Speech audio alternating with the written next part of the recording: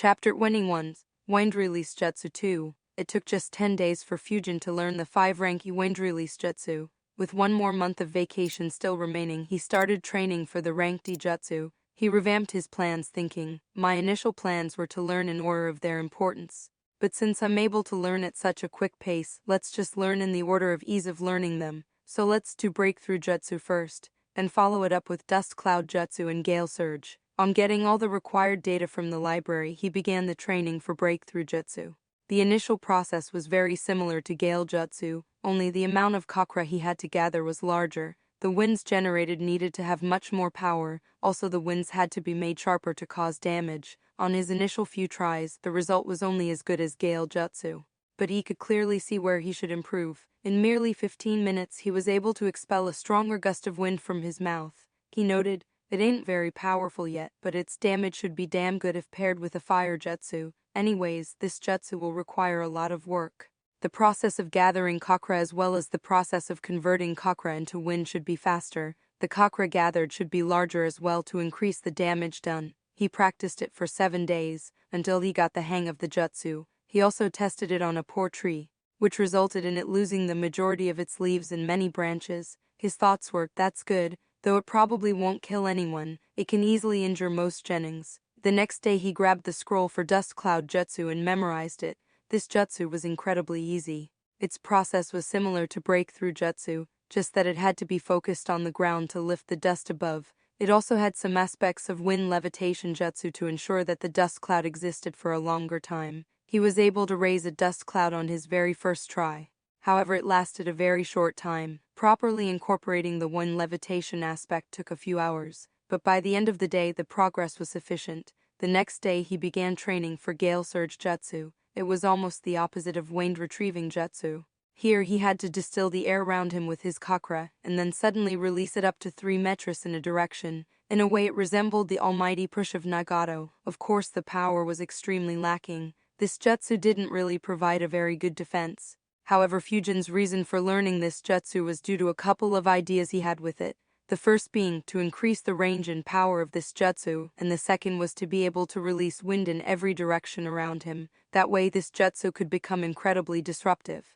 If the range and power is increased, then it'll be perfect to create a nuisance on a battlefield, whereas an omnidirectional release would be helpful in case he's ever surrounded by enemies. It again took him only a day to learn this jutsu and practice it to an acceptable level. On the next day he started learning the Wind Explosion Jutsu. He treated this jutsu as a practice for his Reisenjun later on. Here he had to gather the wind and shape it into a spherical form and infuse a little chakra in it.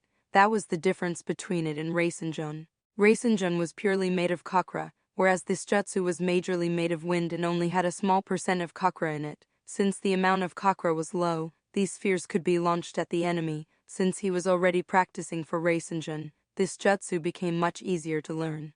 Within a couple of hours he was able to get the jutsu right for the first time. After trying it for a few times on nearby trees, he concluded, though the chakra infused in the winds explodes, it is not what causes the damage is caused by the winds, which become lethal after the explosion. They can cause a large amount of cuts and some of them can be very deep. I tried to infuse more chakra to increase the power of the explosion. However, it didn't work as the wind sphere couldn't move as fast or as long distance. Even if I increase the amount of winds to maintain the ratio of chakra to wind, the sphere still becomes very bulky and no longer has the same speed. He sighed. I guess upgrading it would be a very complex task. Anyways, I should instead try to change my point of view. Perhaps I should try to combine this jutsu and the wind clone jutsu. If the wind clones can explode in this manner, then it will transform into a killing strike. The practice for wind explosion jutsu continued for a week. After the first day, Fujin stopped improving the wind sphere and instead focused on increasing his speed of forming the sphere and the speed of launching the spheres. His goal was to be able to launch these explosive spheres one after another without any breaks. That way, though it won't be a killing blow, it'll still cause a lot of damage to anyone who couldn't dodge or block these spheres. It could also cause death due to having lost too much blood. However, he was still quite far from reaching that stage. On the following day he started learning the Propelling Winds Jutsu. Here the task was to gather the chakra in his hands and burst it in a direction. That burst would apply an opposite force on him and move him in the opposite direction. This technique could be used to change directions quickly. However, in terms of movement on land, this technique was quite inferior to body flicker. Its advantage lay when the user's feet weren't on ground, as this jutsu was very convenient to use while in air. Thanks to all his training over the past month, creating bursts was very easy. The issue was in controlling the amount of movement he had. Also, his footwork needed a lot of adjustments. To employ this jutsu, one had to be very light on his feet and allow himself to be pushed back by the burst.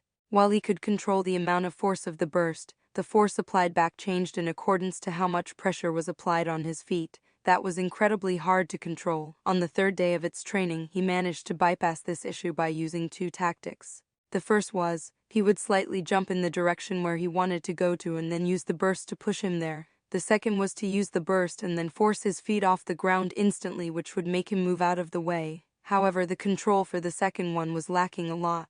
It would cause him to flip in the air a couple of times, which could be dangerous in a fight if the enemy followed and persisted with his or her attack. He trained to improve his control over this jutsu for 6 days, after which he was happy with his progress.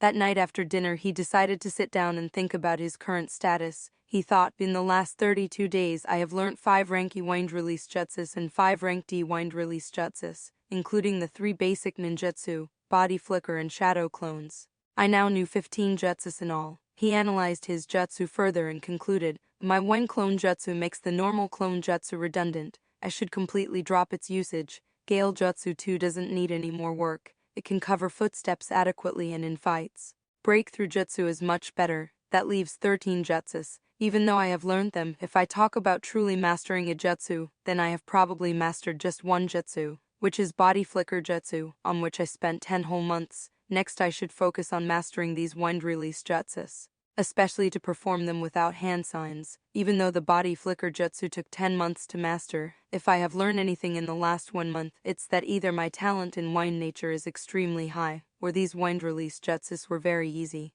So mastering them shouldn't take very long. I could also upgrade my substitution jutsu by substituting with my wind clone rather than nearby logs or other objects. Other than that, I could also try to combine wind clone and wind explosion jutsu. Similarly, I should experiment trying to use body flicker and wind propelling jutsu simultaneously. If body flicker jutsu could freely change directions, then it will be extremely lethal, and I still have to learn to strengthen my weapons using wind chakra. After thinking about these ideas, Fujin decided to think how he could get his hands on rank C jutsu. He thought, I'm not sure if I can get access to rank C and rank B jutsu anytime soon. I could ask Genki, but even if I am successful, I don't think he'd give me more than 2 or 3 jutsu, and that'll also attract a lot of attention. I could ask Hiruzuna for access to higher sections in the library after the 3rd year exam, but I'm doubtful that he'd agree. Even if he did agree, I will probably be monitored when I enter the library, and if they see me reading those high-ranked jutsus,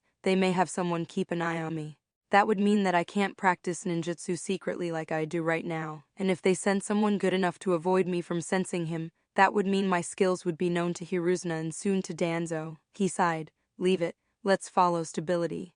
There's no point in taking such a huge risk. If I master all my current jutsu and also a few earth-release jutsu and can't progress any further, then I can consider graduating early. Over the past year he had thought quite a bit about graduating early. His thoughts were, initially I thought that graduating early would attract a lot of attention. Perhaps it still would in Naruto's generation, but right now, graduating early seems to be highly supported and even encouraged by teachers. In the last 2 years, there were many who graduated after their 4th or 5th year in the academy. A few even graduated after the 3rd year. I guess the village wants to have new ninjas join in their ranks as soon as possible, which is why it may be encouraged right now. Though if someone graduates at 6 or 7, then it'll still attract a lot of attention. During this vacation, Fujin had almost entirely focused on ninjutsu. His routine was workout in the morning, and then ninjutsu training the whole day. When he ran out of chakra, then he would practice meditation or practice shuriken throwing. Everything else was halted. Fujin decided to continue practicing his wind jutsus in the last week of vacation. However, he started additional training. He started trying to hit his wind clones with shurikens in order to improve his skill at it, though he wasn't sure whether to be upset about his shuriken throwing skills or be happy at his clone's speed and maneuverability, as he didn't manage to hit his wind clone even once. However, he did improve at a rapid pace. Chapter 22, Fuinjutsu.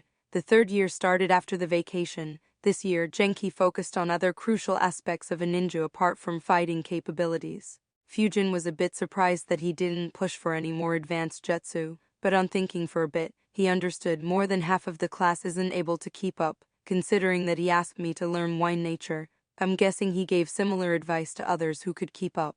This way, the struggling ones would catch up and the students who are performing well can reach the next level. I guess they want to ensure that every single kid from this class becomes a capable ninja to fill up the void left by the dead. Still, from his speech, it seems like everything will be taught in this year itself. After the lectures were over, Fujin went to the library. He went in Section E and picked up the scroll named Introduction to Fuinjutsu. He recalled reading it a couple of years back. He read it once again, this time properly. On reading, he analyzed. Fuinjutsu contains two parts. The first is the writing part. However, this has two parts as well. First, the language. Fuinjutsu has special symbols which I have to understand before attempting to make seals. I will need to learn to draw each symbol properly as well as infuse my chakra in the mentioned manner. Any mistakes would make the seal fail and could cause unintended complexities if the seal did something else. This is actually very similar to hand signs, just that the number of symbols is much higher. The symbols serve various functions.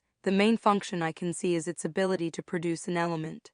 There are symbols for each of the 5 elements, and symbols which can suppress or enhance them. There are also symbols to control time and space. A simple storage seal has a lot of space symbols, whereas a complex one will not only have space symbols, but also time symbols to ensure that time slows down in that storage seal.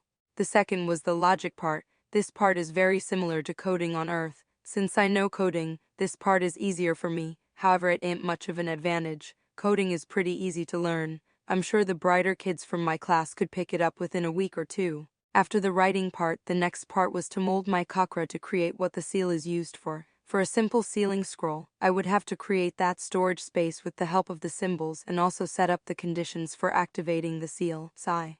This is pretty complicated anyways, let's start. I should start with the symbols, but there are hundreds of them. It'll take months if I try to learn them all, so I'll just pick a seal and learn its symbols. That way I could monitor my progress. After analyzing all the seals in the scroll, he decided to learn the most used seal, the storage seal. It used 16 types of symbols. Majority of it were different types of space symbols. A few increased the amount of space in the seal. Some restricted the space in order to maintain the boundaries. Some ensured that the space stayed stable, and so on.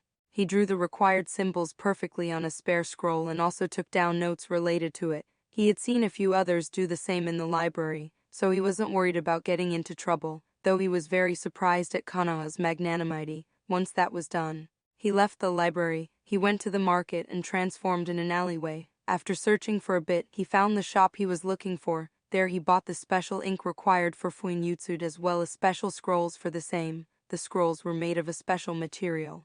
It was much sturdier and could apparently last for centuries if not damaged by external force. It could easily bear the chakra applied to it while seals were inscribed on it. The special ink, on the other hand, would make infusing chakra much easier. Trying to make the symbols with normal ink was a lot harder to do. However, there was another substitute for this special ink. That was the blood of a ninja. These items were quite expensive though. The scrolls cost 60 ryo each and a small bottle of ink cost 100 ryo. He bought 5 bottles of ink and 5 scrolls to practice. He sighed thinking, I hope these last a few months at least. I only have 370 ryo left with me. He then went home and on reaching there he made a shadow clone. A couple of months of crazy physical training, high amount of meditation and constant ninjutsu training till he dropped due to lack of chakra had resulted in a high rate of growth of his chakra. It had increased by around 25%. It implied that he could now make 2 shadow clones if he wanted to. However, both will barely have any chakra to do anything. If he made 1 shadow clone with exactly 50% chakra, then that shadow clone could last till his chakra dropped to 32% of Fujin's max chakra. So effectively, it had more than doubled the shadow clone's usable chakra. Fujin and his clone started the work on the first symbol. After trying it for half an hour, Fujin confirmed, as I thought, the amount of chakra needed to practice this is quite low.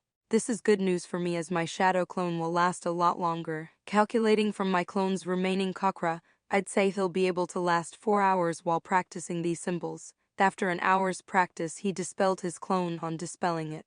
He got all the memories from the clone, along with a minor headache. He created another shadow clone. This time the clone practiced the symbol for 2 hours, took a break of 2 hours, then practiced it again for 1 hour, and then took another 1 hour break followed by 1 hour practice. Fujin went out to practice shuriken throwing on a Wind clone and increasing the radius of his chakra field. He didn't practice any ninjutsu as practicing it with only half his chakra wouldn't last very long. After 7 hours, he dispelled his clone. This time the headache was a bit worse, but still bearable. However, recalling Hiruzuna's instructions, he decided to sleep. He was very happy with what he had done today. After waking up early the next morning, he thought, "Excellent, the experiment was successful. Now that my shadow clone can last 7 hours and practice these symbols for 4 hours. I can leave my shadow clone at home and it can keep practicing Fuinjutsu while I'm at the academy. I guess my chakra needs to increase by another 20-25% so that my clone could practice for 7 hours straight. Still, I need to decide what the clone should do in the spare 3 hours." He thought for a bit and then it clicked him. Yeah, why not? I should buy a few cooking books for the clone to learn. In the past 2 years I have learned to make various breakfasts, but I didn't learn to make a proper lunch or dinner as I didn't have much spare time. This seems the perfect opportunity to learn it. Alright, today after the academy, I'll buy the books. Happy at the possibility of finally being able to eat delicious meals, he decided to analyze his daily routine. So with this sorted, I will continue to do my physical training in the morning. During lectures my clone can practice Fuinjutsu while my main body pays attention for important lectures and work on my chakra field in the remaining time. After the lecture is over, I'll have to return home, dispel the clone and take a short, probably an hour's sleep.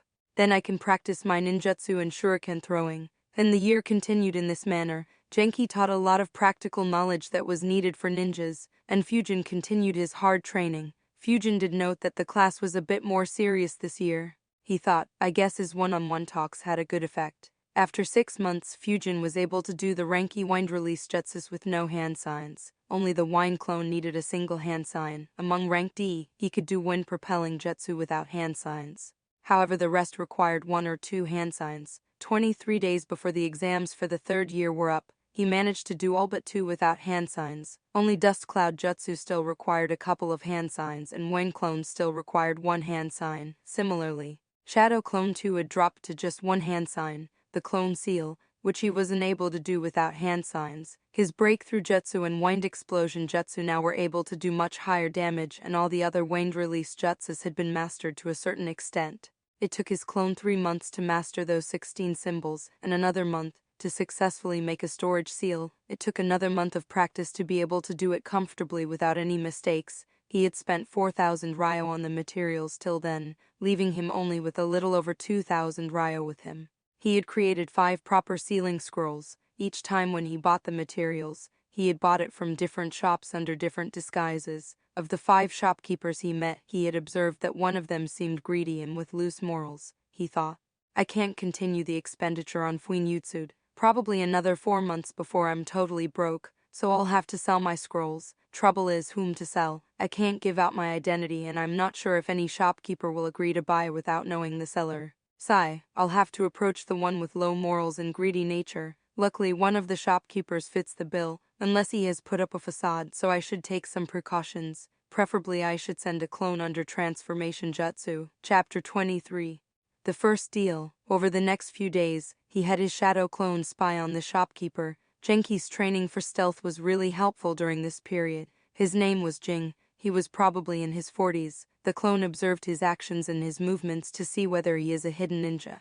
He had already tried to sense his chakra. It was merely at the civilian level. Fujin wondered if at some point in the past, Kanama conducted a drive to unlock chakra of a lot of people. He also observed his dealings with other customers, where he keeps his inventory, where he keeps his cash and so on. The spying was quite successful as on one lucky instance he heard Jing bargaining with his supplier on the price of some of the items. On hearing them talk, he understood that the supplier sold an explosion tag to him for 500 ryo and storage scroll for 200 each, while he sold the storage scroll for 500 ryo and the explosion tags for 750 ryo to his customers. After being sure that he was a safe target, he sent his shadow clone with the 5 scrolls. His clone took the appearance of a middle-aged man and approached Jing when no one was in his shop.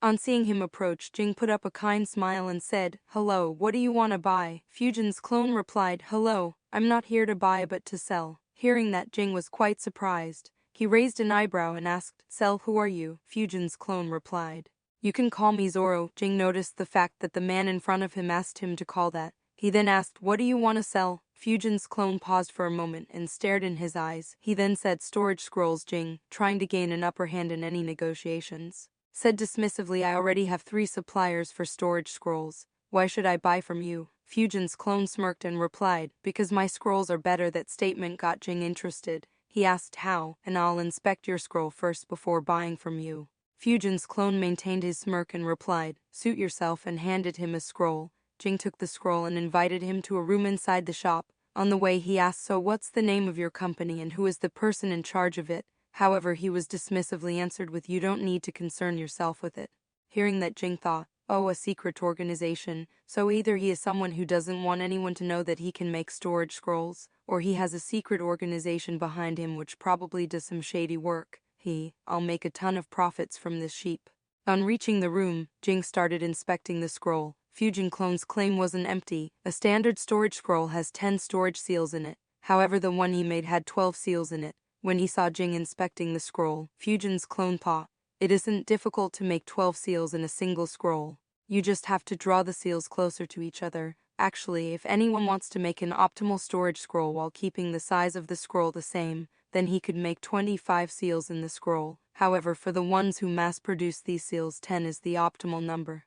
The reason is that many buyers don't need more than 10 seals in a scroll, and for the ones who want more, the producers would profit more if they bought more scrolls. It also resulted in less effort needed to make the scroll, so it had become an optimal number for them to make maximum profits. However, I don't have any such restrictions. I just want to make some money to continue practicing Fuinjutsu. On looking at the number of seals in the scroll, Jing had similar thoughts. However, he could also think even further than Fusion as he had a lot more experience and information. He analyzed, while just having 2 more seals might not seem such a big deal to normal people, but I know the ninjas who want to buy scrolls having more storage seals in them. Just last week one Junin was talking about the convenience of having a storage scroll with more seals. I can sell this scroll to him for a much higher price, probably even over 20 ryo. Then he looked at Fusion and thought, now the only question is whether he is aware of its value or not. After a few moments his expression became unpleasant and he angrily said, "Your scrolls only have 2 seals more, and the quality of each seal is the same as others. 10 seals are already more than enough for a single scroll. I will buy it from you. However, I'll pay you the same price as I pay to my suppliers." Knowing the kind of guy the shopkeeper was, Fusion's clone smirked again and said, Now, we both know that ain't true. There are too many ninjas who will willingly buy scrolls with more seals." Jing, however, dismissively replied, "Yes, but they won't be willing to pay higher, still seeing that you could add 2 more seals. I'll pay you a bit more. Instead of 10 ryo, I'll pay you 100 ryo." Hearing that, Fusion's clone scoffed and said, "Do you think I live under a mountain? The standard scrolls are supplied for around 200 to 250 ryo, even if you consider the least at 200 ryo. Just considering that it has 20% higher seals would raise the price to 440 ryo, not to mention the fact that some ninjas might be willing to pay more." Hearing that put a lot of pressure on Jing. He internally sighed at the numbers thrown by the other party. The haggling continued for a few more minutes. Jing took advantage of the fact that the opposite party wasn't willing to reveal his origins and used that point to decrease the buying price to 150 ryo. After the haggling was over, Fusion's clone thought, "Sigh, that was some intense haggling. This fellow is much better at haggling than me. But either way, while he may think that he made a profit, just being able to sell these scrolls for over 10 ryo each is more than enough for me." He then smirked internally, thinking, well, I still have one more advantage to play. While he may be a better haggler, I have the advantage of being the lone supplier of the 12 seal storage scrolls. I am so interested in looking at his final decision. After deciding the price to be 150 ryo, Jing asked, "So Zoro, how many scrolls do you have to sell?" Fusion's clone didn't reply. Instead, he placed 4 scrolls in front of him. Looking at that, Jing was at a loss of words. He thought, just 4, so including the one I inspected, there are only 5. What is he playing at? Seeing that the seller wasn't saying anything further, he showed an enraged expression and asked angrily, "Only 5? You wasted all my time for only 5 scrolls." Fusion's clone calmly replied, "The boss has sent a few like me to other shopkeepers to sell it too. Depending upon the price each shopkeeper gives for these scrolls, the future sales to those shops will be decided." After hearing that, Jing's expression was really a sight to see. Fusion's clone had a laugh internally. It was the first time in their negotiation that Jing had lost his composure. Fusion's clone's thoughts were, while I don't necessarily need a higher price, Doing this would cast much lesser doubts on me. Also, the existence of a boss behind me will keep this fellow from going overboard.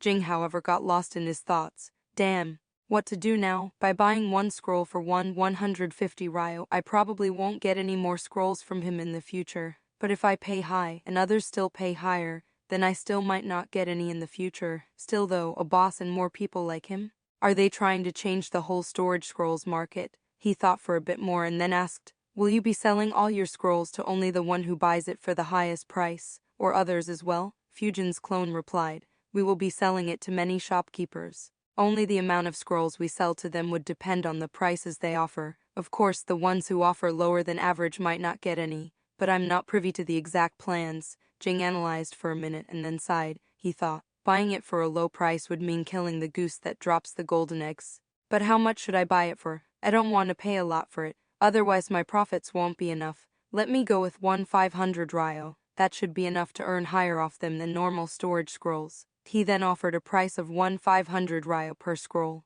They completed their deal and talked a bit about how and when future deals would happen. Fujin's clone walked out of the shop with 500 ryo. He handed the money to Fujin in an alleyway while he wandered off a bit and dispelled himself after confirming that there was no one around. After looking at the cash, Fujin's thoughts were, wow, am I really that good at negotiating? However, after getting his clone's memories back, he thought, nope, I am probably closer to a novice rather than a master. It was just that the final bluff was too much of a temptation for him to ignore. Probably he also thought that a powerful organization might be behind me, which threatened him a bit. Well, whatever, this is good cash. I should consider selling scrolls often to him. He then went to a few other shops under different disguises to buy materials. He bought 30 bottles of ink, 25 scrolls, and 200 blank paper tags. The blank paper tags cost 10 ryo each, so in all he spent 500 ryo on the materials. He then bought some meat and returned home. He thought, now that I do have some cash, I should definitely increase my meat consumption. The meat business here is entirely dominated by the Akimichi clan. All the shops which sell meat belong to them. I wonder if it is because they are good at it due to economy of scale, or if they were given monopoly over this business when they joined Konoha. After that day, Fujin began learning other seals too. He learned a few basic ones like heat seal, cool seal, hard seal, soft seal, shock seal, and wet seal. These seals used elemental symbols. However, the number of symbols required was much lower as compared to a storage seal, as these did very basic things.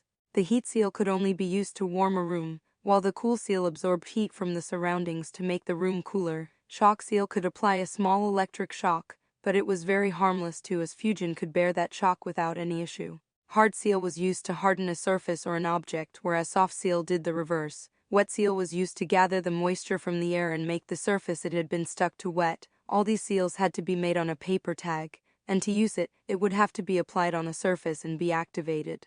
The elemental seals had a requirement of the creator being able to use those elements, but since these seals were very basic, he could do it despite not having mastered fire, water, and lightning natures. In all, it took him 4.5 months to learn all these seals.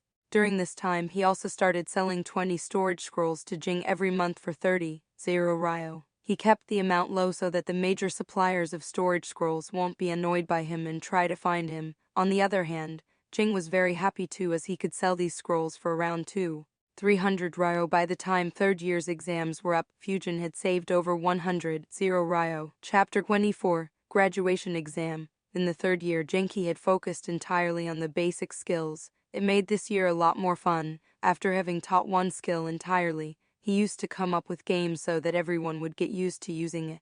For instance, after teaching how to move stealthily, he gave everyone 29 tags with their roll numbers written on it. Everyone had to put these tags on the backs of other 29 students and avoid others putting those tags on their own back, thanks to Fujin being a censor. No one managed to put any tag on his back. The few who tried to sneak up got a punch or an elbow to their face. While hunting wild animals had resulted in most students making some really funny faces, killing an animal didn't create an issue for everyone.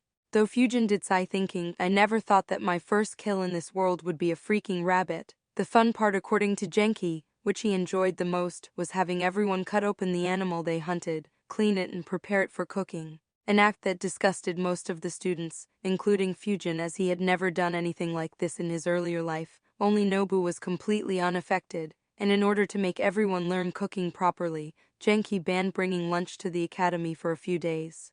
Their lunch was the wild animal they cooked. Later in the year, he also introduced tree climbing as a chakra control exercise for his students. In this manner, the year progressed. 1 week before the final exams, Genki dropped the news that surprised Fujin. He thought, while I did know about it, for the announcement to be made this suddenly is surprising. Genki had announced, if there is anyone among you who wants to attempt the graduation exam, then let me know within the next 3 days. However, by the end of the day, Genki did regret announcing that right in the morning. He sighed. Damn, I should have announced it when the lectures ended. No one paid attention to today's lectures. After going home, Fujin thought hard about it. On analyzing, he concluded, there's still a lot more for me to learn. Right now my one jutsus, basic jutsus, shadow clones, body flicker, shuriken throwing, and taijutsu has progressed to the level that I'm satisfied with, but I still have to learn earth release jutsus, and also need to work on sword skills and genjutsu. As for fuinjutsu, though it has been coming along well, I still haven't started on the intermediate level seals which are available in section D of the library, and there's also Raisenjon still left to master. Also, while graduating will ensure that I won't have to waste time in the academy. But since Konoha currently is suffering a shortage of ninjas, I suppose my free time might be curtailed rather than getting more time to train. Also, the missions might have more risk than usual, especially with the third war still fresh in everyone's minds. Alright then, I won't participate in it. While the top scorer not attempting the graduation exam might raise questions, it's better than dying on some rank C mission gone wrong. However, unlike Fujin, the other kids from his class were perfectly brainwashed by the will of fire, and hence many were interested in participating in the graduation exam. However, knowing that they won't be able to pass, many parents didn't allow their children to take part in the exams. In the end, there were 7 students who decided to participate in the graduation exam. Yorinobu Teru Hoka, a civilian kid, and the 2 from Aborami and Hata clans decided to attempt the exam. Fujin did see that Genki was a bit disappointed in him not attempting the graduation exam, but he was relieved as Genki didn't talk with him on the matter. The graduation exam was around a week after the third-year exam. The third-year exam went as usual. A few more parameters were added to the exam based on the skills that Genki had taught in this year. This year, the reward from the Hokage was also dependent on the graduation exam performance. That pretty much meant that Fujin won't get any rewards for rank 1, so he decreased his performance slightly in the written exam and once again didn't give his all in the ninjutsu exam. So in the end, he only ranked 4th. Teru ranked 1st, followed by Nobu and then Hana. Fujin was actually very grateful that Hana wasn't attempting the graduation exam. While he wasn't aware of the reason, it meant that he wasn't the only one with high scores who wasn't attempting the graduation exam. Unknown to him, however, Hana was extremely upset that her parents didn't allow her to become a ninja so soon. A week later, the graduation exam was conducted. For the students from the elite classes, the exam was very similar to normal exams, only it was more comprehensive. The main addition to the exam was a 50-point exam that provided students with various scenarios that they would face and asked what they would do in those scenarios. Except Nobu, everyone else struggled in this exam. In taijutsu, only Hoka and Teru performed above par, while Yuri and Nobu were barely average. In ninjutsu, however, Teru, Yuri, and Nobu displayed why exactly they deserved to be Jennings. Yuri perfectly displayed 2 rank C jutsus, Fireball Jutsu and Phoenix Sage Fire Jutsu. Teru was able to perform jutsus of 2 different elements. He was able to perform 1 rank C Water Gunshot Jutsu and 3 rank D jutsus, Ground Shaking Jutsu, Headhunter Jutsu, and Stone Shuriken Jutsu. Nobu showed off his variety by performing 1 rank E jutsu of each of the 5 elements. In addition, he was also able to perform higher rank jutsus of Fire Nature, which was his affinity. He performed 2 rank C jutsus, Fire Dragon Jutsu and Flame Bullet Jutsu. After all the tests were conducted, the performance of all students were analyzed. From Fujin's class, only Teru, Yuri, and Nobu graduated and became Jennings. Due to his better performance than Nobu and Yuri in taijutsu, he ranked 1st in his class. From the batch which was 1 year senior to Fujin, 11 students graduated and 28 of their seniors graduated as well. However, Fujin was oblivious to all these developments. As soon as the summer vacation began, Fujin went back to his ninjutsu training. He was satisfied with his progress in wind release and decided to start training earth release jutsus and hence visited the library. Authors note this is probably the last time during the academy when it will be theory heavy, but since the previous feedback mentioned that there was too much theory, so I won't go into explanation of each and every jutsu if Fujin or someone else decides to learn them later. I'll explain the jutsu. Then he looked at every Earth release jutsu in Section E and Section D and made a list. The first thing he noticed was that Konoha had a lot more Earth release jutsus as compared to Wind, though it wasn't really surprising considering the low number of Wind release users. The list of Earth release jutsus he created was Rock Throw Jutsu, E Rock Shield Jutsu, E Stone Bracers Jutsu, E Swift Earth Jutsu, E Earth Release Transformation Jutsu, E Trapping Jutsu, E Mud Moat Jutsu, D Earth Clone Jutsu, D Rock Thornbed Jutsu, D Stone Shuriken Jutsu, D Headhunter Jutsu, D Pebble Barrage, D Ground Shaking Jutsu, D Earth Tremor Sense Jutsu, D Earth Mound Creation Jutsu, D Mud Interceptor Jutsu, D Earth Military Movement Jutsu, D Stone Breastplate Jutsu, D Mud Weight Jutsu, D Earth Release Camp Jutsu. D Earth Release Note Jutsu. D's first thoughts were, no Earth Wall Jutsu? That's a rather simple jutsu, to be ranked higher. Even the Iron Skin Jutsu of Kakuzua's isn't here. I hope it is there in higher sections. He then began reading each and every jutsu and started analyzing them. It took him around 2 hours to go through each and every one of them. He concluded, the Earth Release Jutsus are more comprehensive than the Wind Release Jutsus. The only point where it is bad is that the offense is lacking a bit. Surprisingly, many of the jutsus in this list have a similar potential like Wind ones.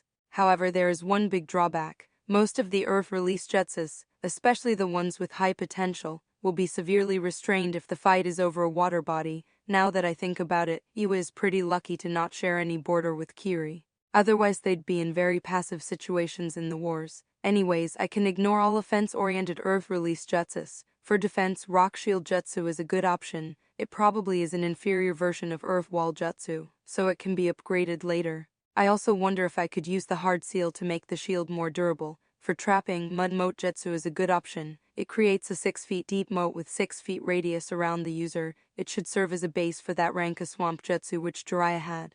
I don't recall the name though. As for movement, Earth Military Movement Jutsu is a must-learn. It allows traveling through the ground for short distances. Having another way to escape is always good. Earth Release Camp Jutsu is pretty handy too. It can make a cave within mountains.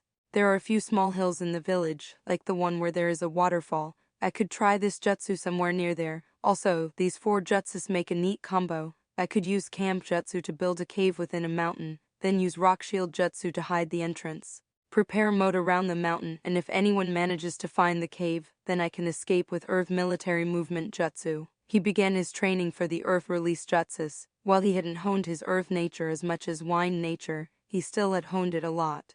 He could crumble boulders to dust in just a few seconds. That's why he managed to learn them very quickly. However, they were a bit tougher to learn when compared to Wind Release Jutsus. He learnt Rock Shield Jutsu within a few minutes and then spent a couple of days on it to increase the size and durability of the rock shield that he used to raise from the ground.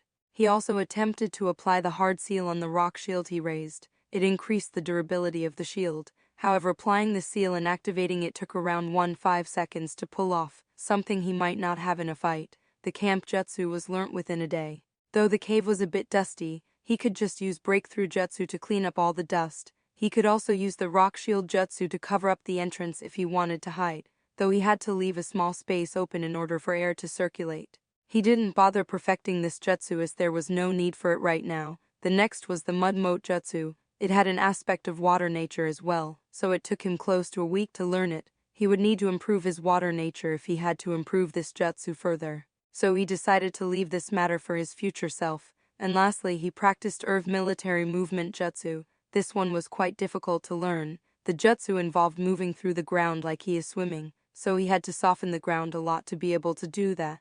It took him 11 days to pull it off successfully for the first time. It took another 2 weeks for him to be able to move around more freely. He was only limited by the amount of oxygen he had underground. The softening of the ground resulted in some oxygen entering underground. However, it was very limited. He stopped when he was able to move 100 meters. He thought, alright, the Earth Release Jutsus have been learnt, though I still need to work more on Rock Shield Jutsu and Earth Military Movement Jutsu. However, I can do that slowly over the next year. Next, I need to learn Chakra Flow. He went to the library to learn about it. Chapter 25, Chakra Flow. He visited the library and searched in all 4 sections he had access to. Surprisingly, he didn't find a single scroll on what he wanted, he thought. This is surprising. Does it mean that they are kept in a higher section, or do they not provide that technique for normal ninjas? While leaving the library, he analyzed for a bit more. Yeah, that might be the case. Infusing chakra into weapons isn't that big of a deal. If I recall right, most samurai were able to do it. However, in Konoha, Asuma was the only one I recall to do it, and Danzo too was able to do it, but his method was different. Anyways, I suppose I'll have to try it myself. I don't think Genki or his friends might know this. On the way back to the mini forest, he thought of various ways to do it. His first thoughts were, let's just try to flow my chakra through a kunai like I try to do it when trying to cut a leaf, only instead of trying to cut the kunai, I'll try to make its edges sharper.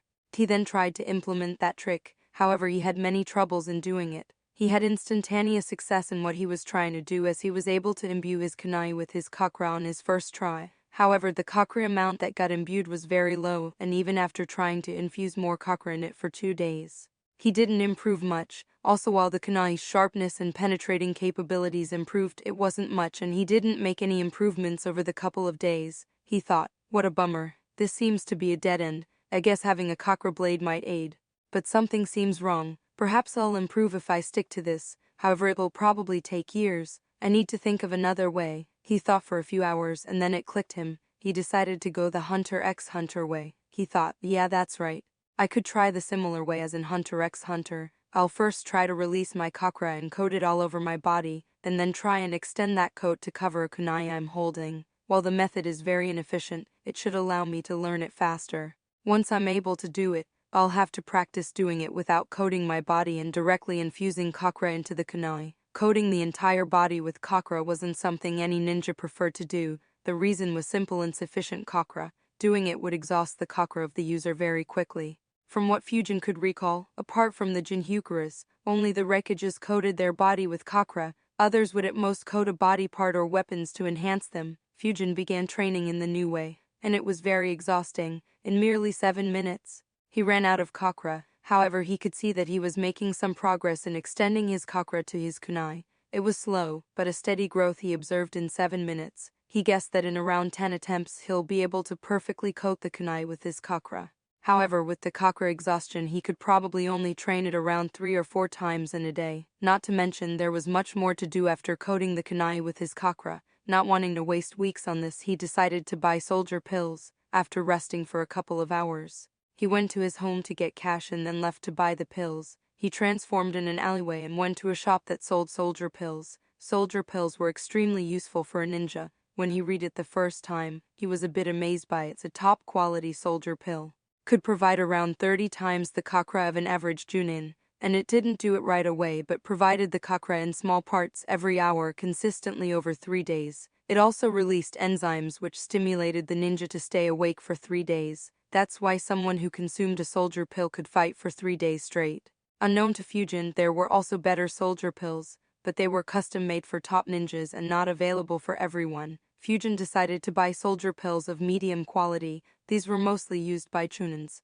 Fujin's own chakra reserve now was much higher than an average fresh genin. It was probably better than an average genin. In the next year, his chakra reserve should grow to the same level as the weaker Chunin Academy teachers. Despite not yet having Chunin-level chakra reserves, he still decided to buy medium-quality soldier pills because of how exhausting the training was. He bought 5 pills for a total of 10,000 ryo. The prices did make him curse out and also thank the fact that he had started learning Fuinjutsu.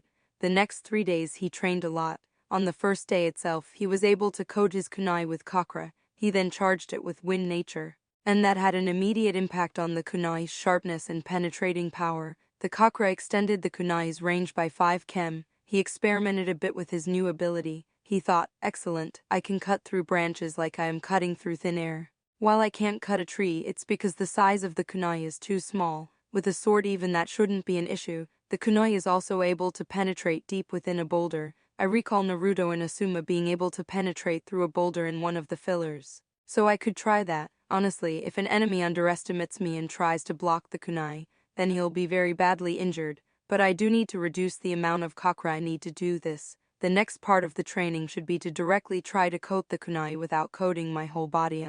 So how should I proceed? The thought for a bit and then concluded, just directly trying to coat it will probably end up in failure. I should instead try to coat only my hand with chakra and then try to extend it to kunai. I guess I could also try to train in how to infuse chakra in my punches in this way too. While it won't be Tsunade level, the power of chakra-infused punches should completely outmatch the power of normal punches. He then proceeded trying to coat only his fist with kakra. It took a few hours to be able to do that. He thought, okay, this wasn't so hard.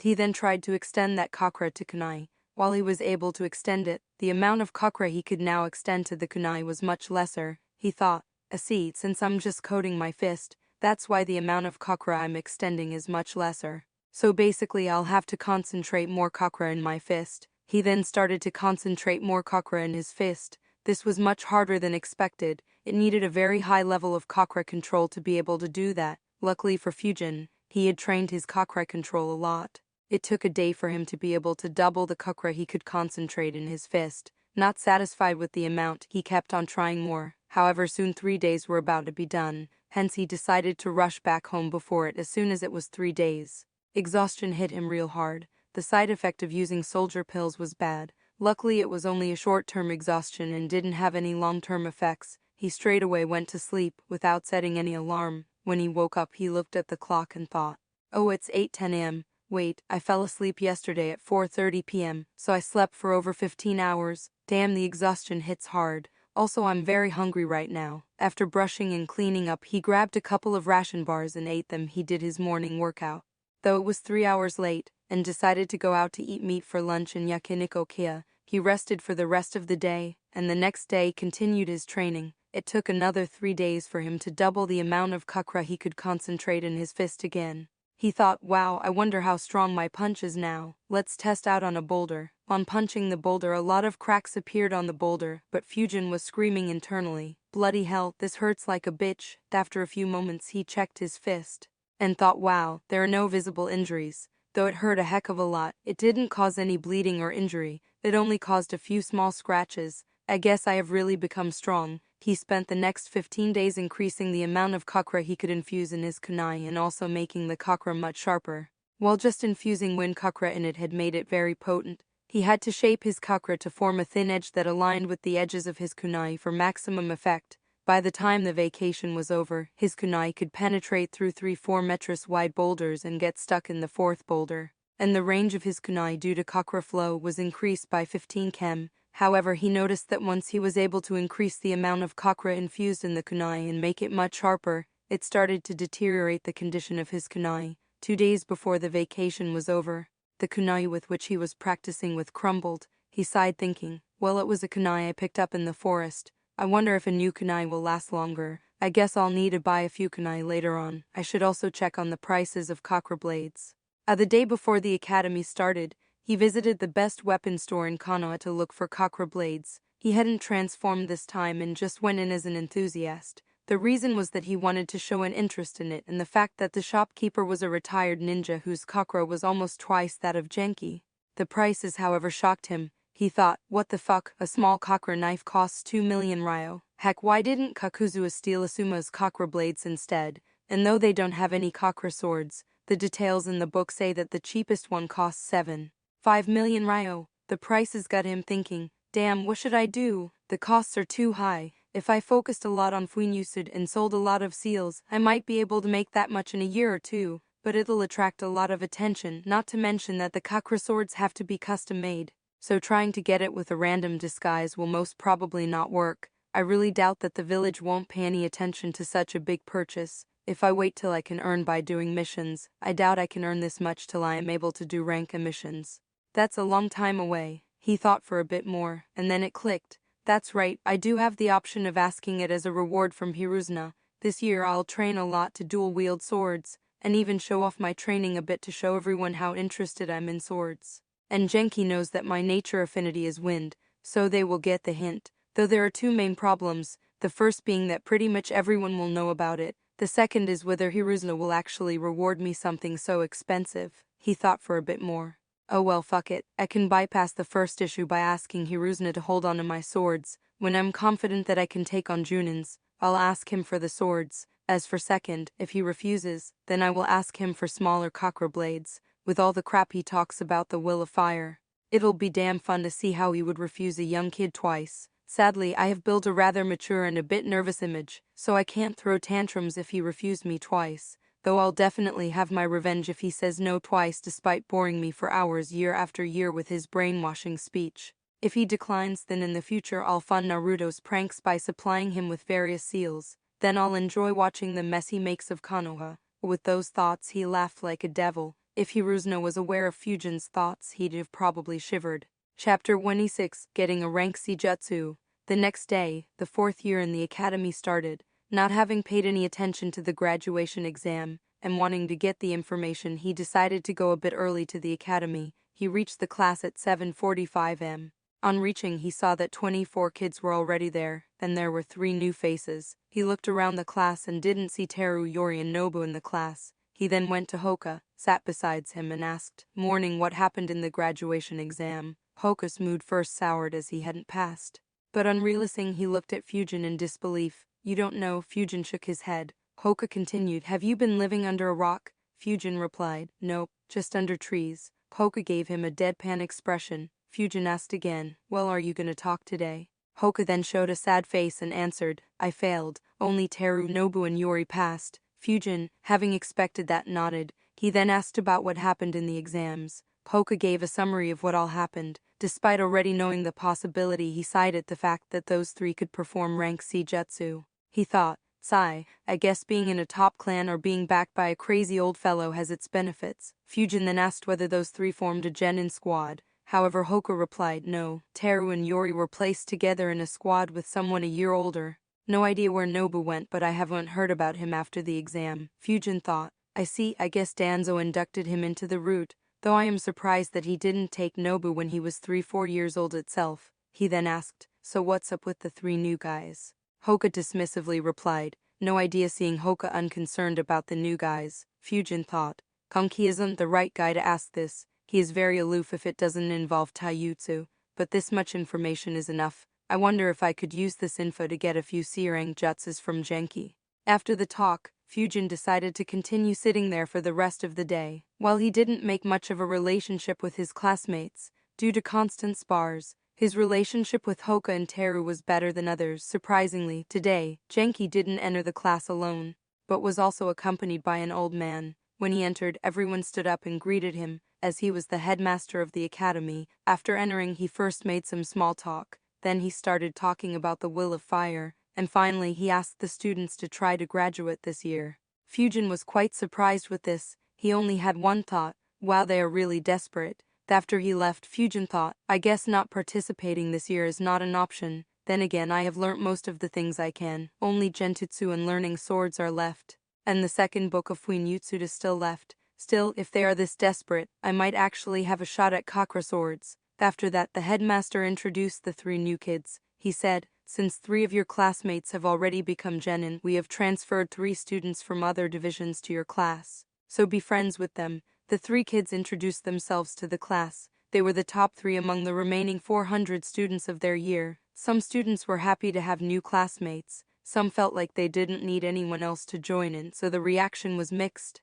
Fujin's thoughts were, I see, so in this way, they ensure that the other students don't become too pressured due to few of their classmates becoming genings. The 3 kids will ensure that the absence of the ones who graduated isn't always felt, but they will still serve as a benchmark for the rest. Also, the new kids in this class will have to work much harder. If they keep up, they'll become quite strong in the future. It's a pretty smart move. While Fujin was acknowledging the ingenuity of the move, one person in the class was extremely unhappy, and almost crying too. That person would be the class teacher. Genki thought, I taught everything I had to teach to all these kids last year itself. All I had to do was to wait until they absorbed everything and passed the graduation exam. But now I have to again teach these new kids everything. While he was depressed and lost in his thoughts, he had a thought that horrified him. Wait, so if this year more students pass out, does that mean more students will join the class and I will have to teach them again? His shoulders dropped on having that thought. He really was depressed. He sighed. This isn't what I signed up for. After introducing the new kids, the headmaster left. Genki then announced the syllabus, and it surprised Fujin once again. Genki said, this year your main focus will be to master everything I taught you guys in the last 2 years. The 3 basic ninjutsu as well as the basic skills I taught you. In addition to it, I will also teach you 5 new rank E-jutsus. They will be Fire Release 1 Jutsu, Wind Release Scale Jutsu, Lightning Release Static String Jutsu, Earth Release Rock Shield Jutsu, and Water Release Fish Spit.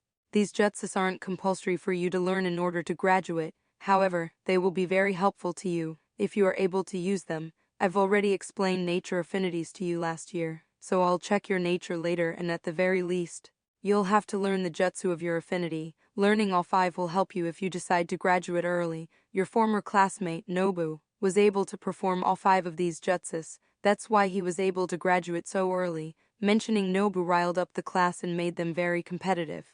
Genki was satisfied with the reaction. He thought, it's nice to see them so motivated. I should be thankful to Nobu for performing this during the previous year's exam, else I might not have decided to do this. Fujin thought, well, this is surprising. I didn't think Genki would teach jutsus of all the 5 elements.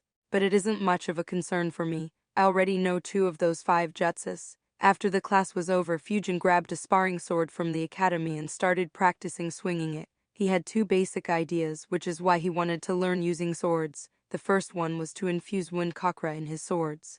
Make them incredibly sharp so that he could cut his enemies down, even if they block it with their weapons. It would make him incredibly deadly in close combat. The second idea was to shoot out slashes or thrusts at mid-range, similar to what Zoro and Mihawk did in One Piece. Of the 2 ideas, the first one seemed very realistic. Fujin was confident in being able to do that very soon. He wasn't quite sure about the second one though. His memories regarding the small events in Naruto had grown a bit hazy by now, so from what he could recall, there was only one ninja who could use brute force at mid-range. That was Guy while performing his morning peacock and evening elephant. However, even if he wasn't able to send slashes flying with brute strength, it could be replicated by launching a slash of chakra instead, like the samurai are able to do, and it could be improved further by charging that chakra with wind nature. After practicing for an hour, he cited his sword skills. He thought, even though I have watched a lot of swordplay in my previous life, I don't really have a proper way to train it.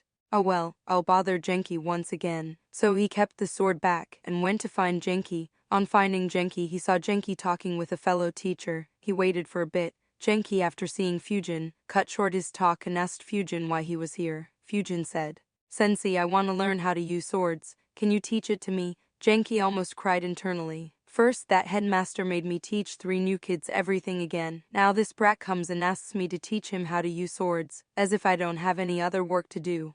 And he doesn't even attempt the graduation exam. He gathered himself and sighed. Whatever, I can't say no to him, but I do need to have a talk with him. I want him to graduate this year. If he stays for another year or 2 and if others start taking a cue from him and ask me to teach more, my life will become hell. Fujin was surprised at Genki sighing. He wondered, what's up with him? Wasn't he always very enthusiastic when the students wanted to learn more? Genki then replied, I don't use swords much, but I have a couple of friends who do.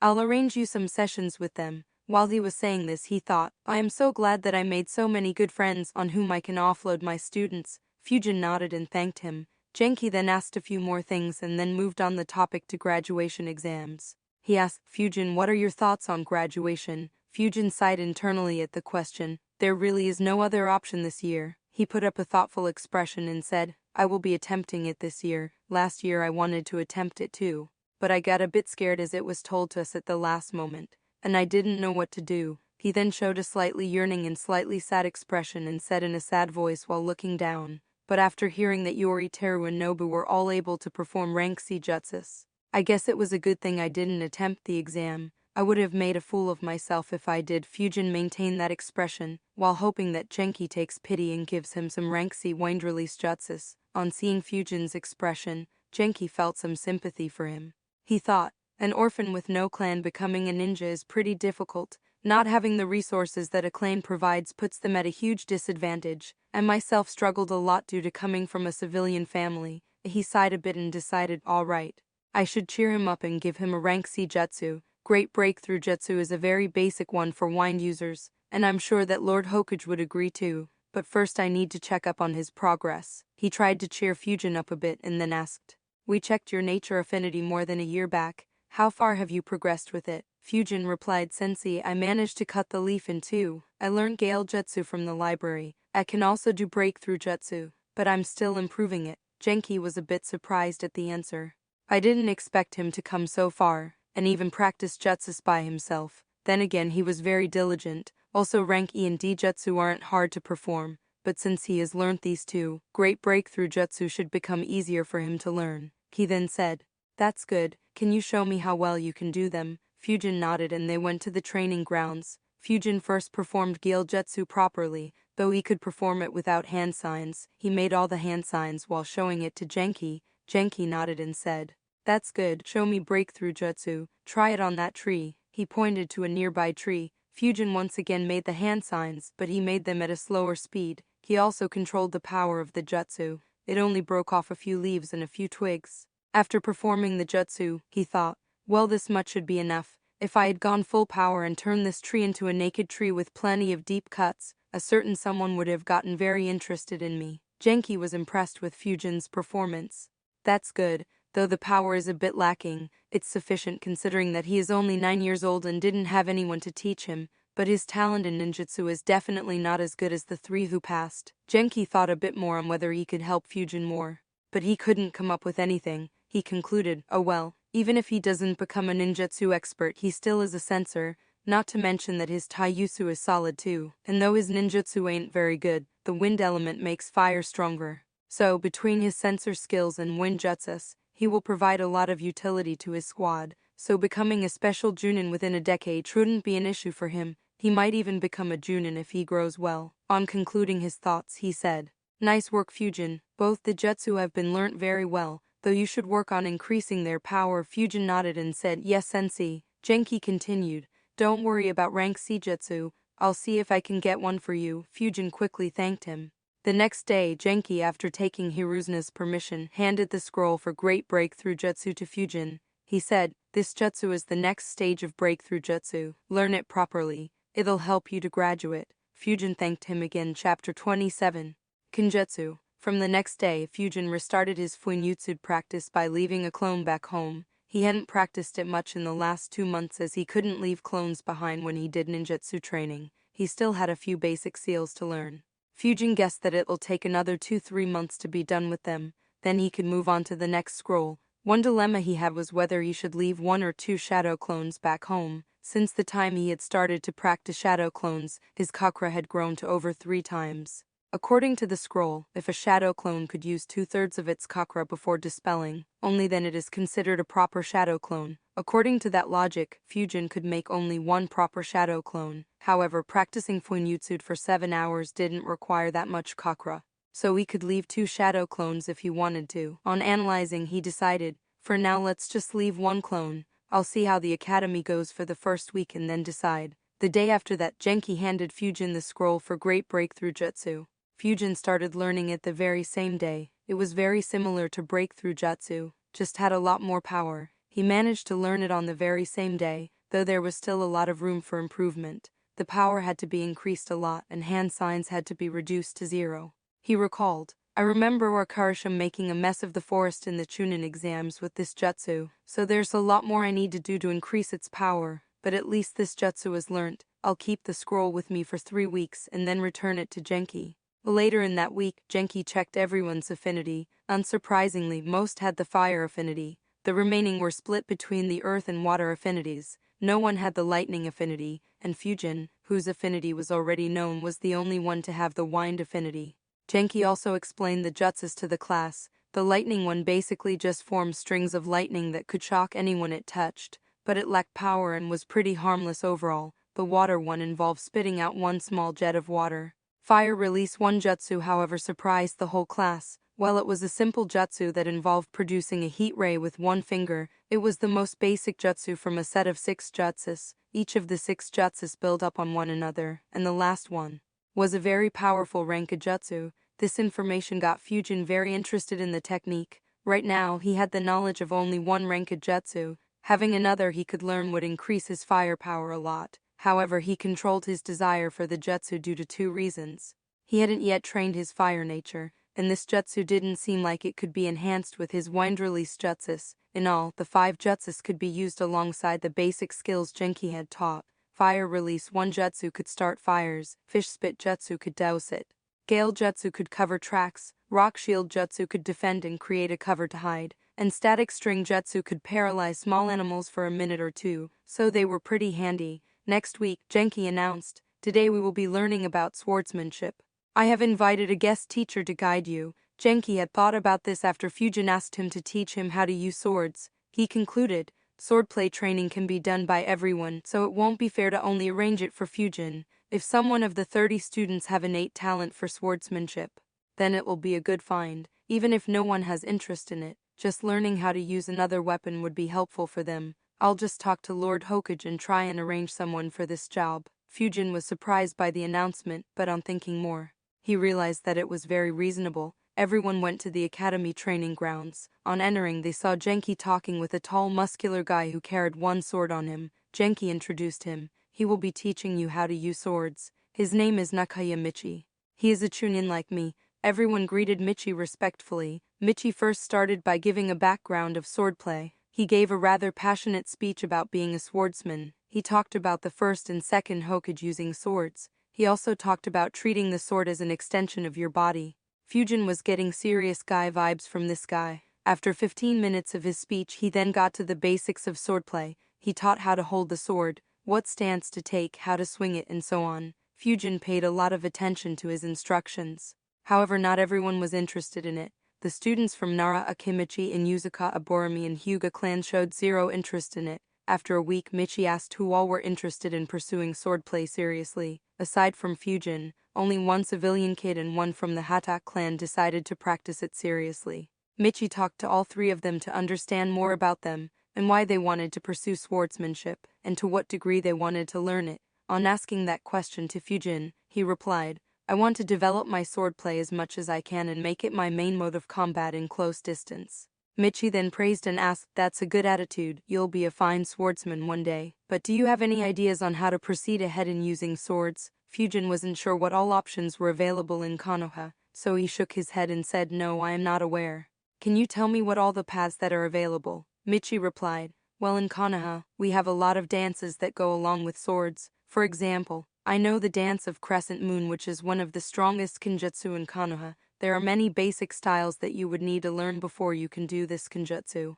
Fujin blinked and replied with a question, dance? Michi laughed out loud and then replied, well, they ain't exactly dances, they are just movements that have to be done in a particular pattern. That pattern helps you create some effects which are very lethal in a battle.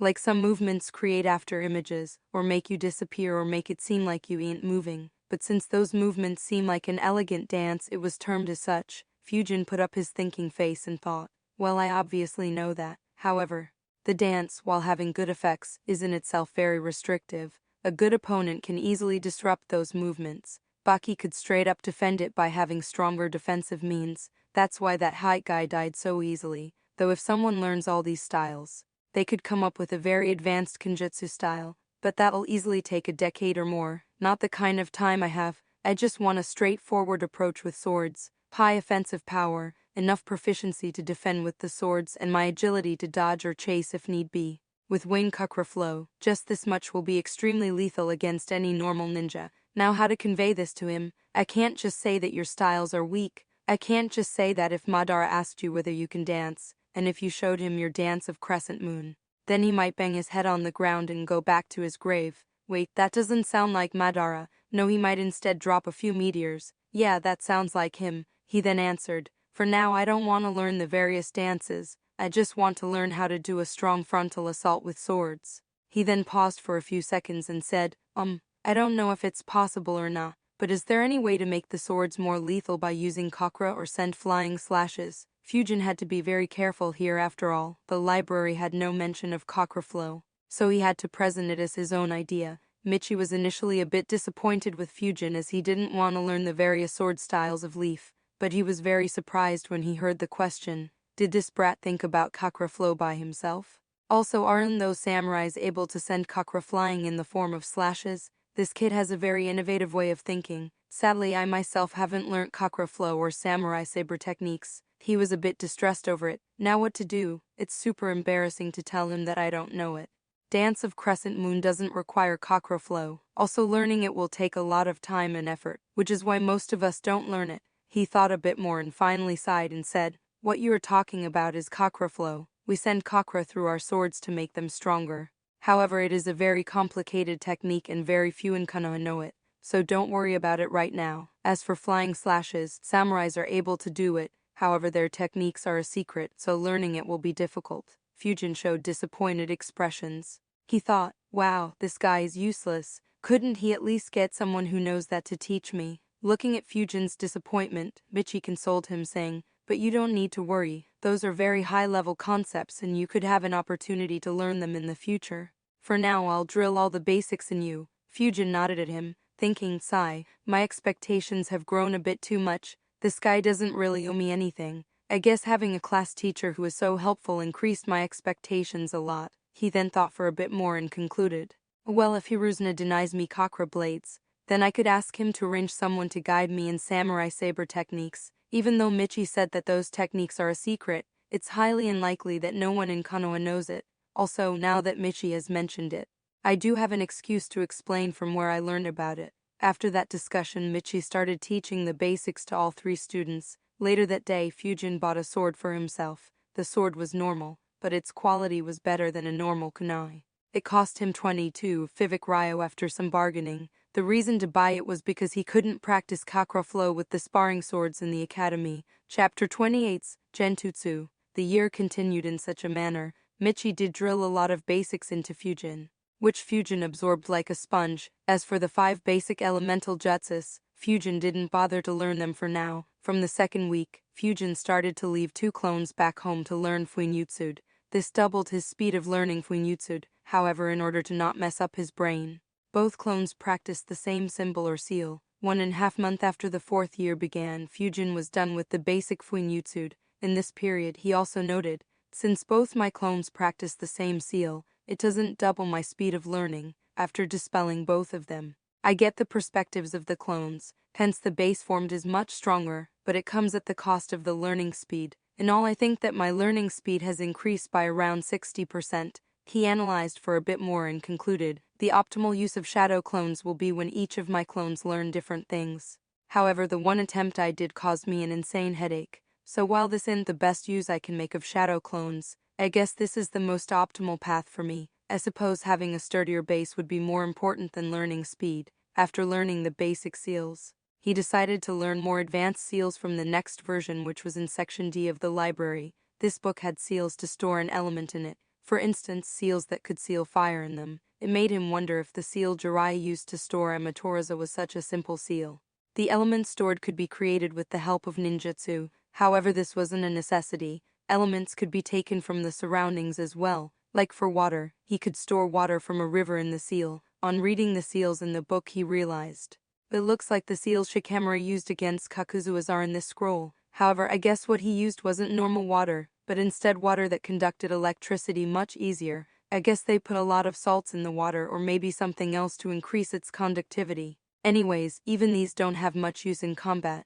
It'll require very high creativity to use them effectively. He started learning those seals. 3 months after the 4th year began, Fujin managed to perform great breakthrough jutsu without any hand signs. In the next month, he managed to do the same for rock shield jutsu. However, he still had to slam his hands on the ground to perform it. He decided, I should learn to perform rock shield jutsu by stamping 1 foot on the ground instead, so I'll have to learn how to send earth nature chakra underground through my feet instead. He thought a bit more and concluded, it's difficult. The hand signs for rock shield jutsu gathers earth nature chakra into the hands and then it's released into the ground. In order to do it by stamping the foot, I'll have to manipulate the chakra to be released from my feet instead. But if I could learn it, it would be an incredibly annoying defense. I could make a shield with every step while I run backwards. I guess it's worth it, so I'll train later while also trying to create windbursts through my feet. After another month, Fujin decided to start training to use 2 swords at the same time. He bugged Michi to train him with the basics for the same. He then made a point to ensure that a lot of people see him training with 2 swords. His previous sword had deteriorated a lot in these 5 months, so he bought 2 new ones. He trained for another month, but didn't have any success at reducing the hand signs for Earth military movement jutsu to 0. With only 4 months remaining for final exams, he decided to stop training the 2 Earth release jutsus and start learning genjutsu. He visited the library and began searching for scrolls on genjutsu. He found a few scrolls in Section 0. Some were just on basic knowledge of genjutsu which were covered in the lectures, a few on countering genjutsu and one on learning it. He began reading the one that explained how to learn it. However, the very first sentence startled him. His first thought was how straightforward. The scroll started by stating, Genjutsu requires very precise chakra control and very high intelligence. If you lack either, then don't bother. However, he soon became very skeptical. Is very high intelligence really needed? After all, Kurenai used genjutsu on fucking Itachi. He continued reading it and analyzed. I see, so a genjutsu is created when a ninja extends their chakra flow through the cerebral nervous system of their opponent to control their mind's chakra, thereby affecting their five senses. In this way, illusions of what doesn't exist can be fed to the opponent. Genjutsu in itself can be divided into two categories. First is creating a whole new environment with genjutsu. Here the opponent can easily tell that he's under a genjutsu. Itachi's Tsukuyoshi, or the genjutsu Kurenai used on Itachi and Kisame, can be included here. The second is just to make a small change, i.e., to plant a small suggestion in the opponent. This is harder to detect, but it isn't as strong as the first one. However, when used at the right moment, this is very lethal. The scroll also talked a lot about how to extend their chakra through the opponent's nervous systems and tricks to do it stealthily. It also had a lot of diagrams regarding the cerebral nervous system. He then went to search sections D of the library to see if he could get a basic genjutsu to learn. However, he received a big surprise. There were over 100 genjutsu in just those two sections. He was shocked by it and thought, did they put everything that Yucha and Kurama have here? He sighed at the high amount of reading and analysis he'd have to do. In order to not waste too much time, he just began opening the scrolls on the spot and reading the description and putting them back. It still took him over 4 hours to go through all of them. After reading each and every scroll, he concluded, most of the jutsus here have no combat application. It's just different ways and scenarios of using genjutsu. I guess someone like Itachi or even Kurenai could easily use these after reading it once. Anyways, I don't really have any intention to be a master at genjutsu. With those Uchihas around, it's pretty pointless anyways. I just need to learn ways to counter it in that darkness genjutsu that Hashirama or Tobirama created to counter the Sharingan.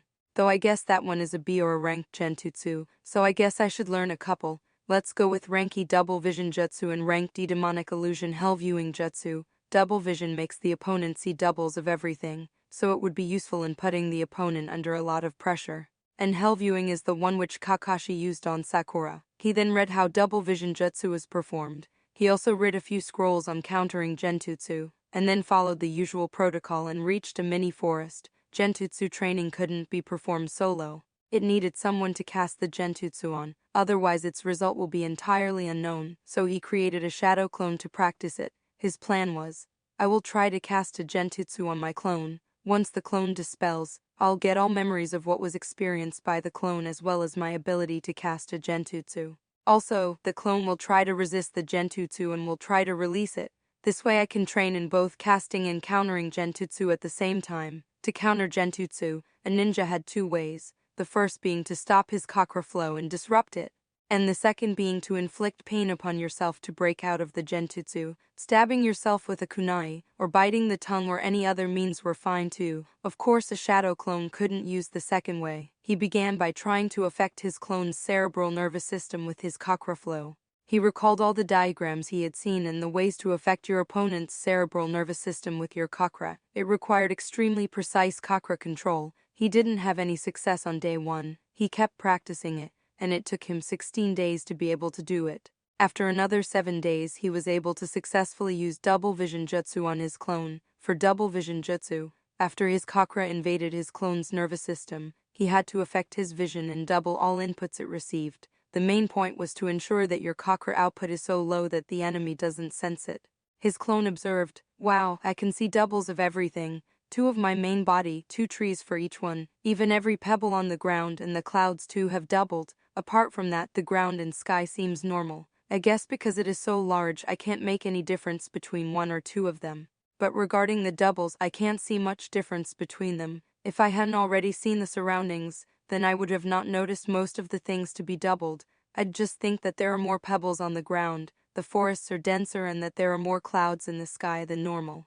I'd of course notice the peculiarity of seeing 2 main bodies though, so I guess if I am visible to the enemy while casting this genjutsu, the enemy would understand that something is wrong. Similarly, if there are more than 1 opponent, then it'll be identified very quickly too. Apart from this, even though my main body did suppress his chakra as much as he could, since I'm a sensor, I could actually sense his chakra trying to influence me. He then closed his eyes and tried to sense around him. I see, since the genjutsu targeted my vision.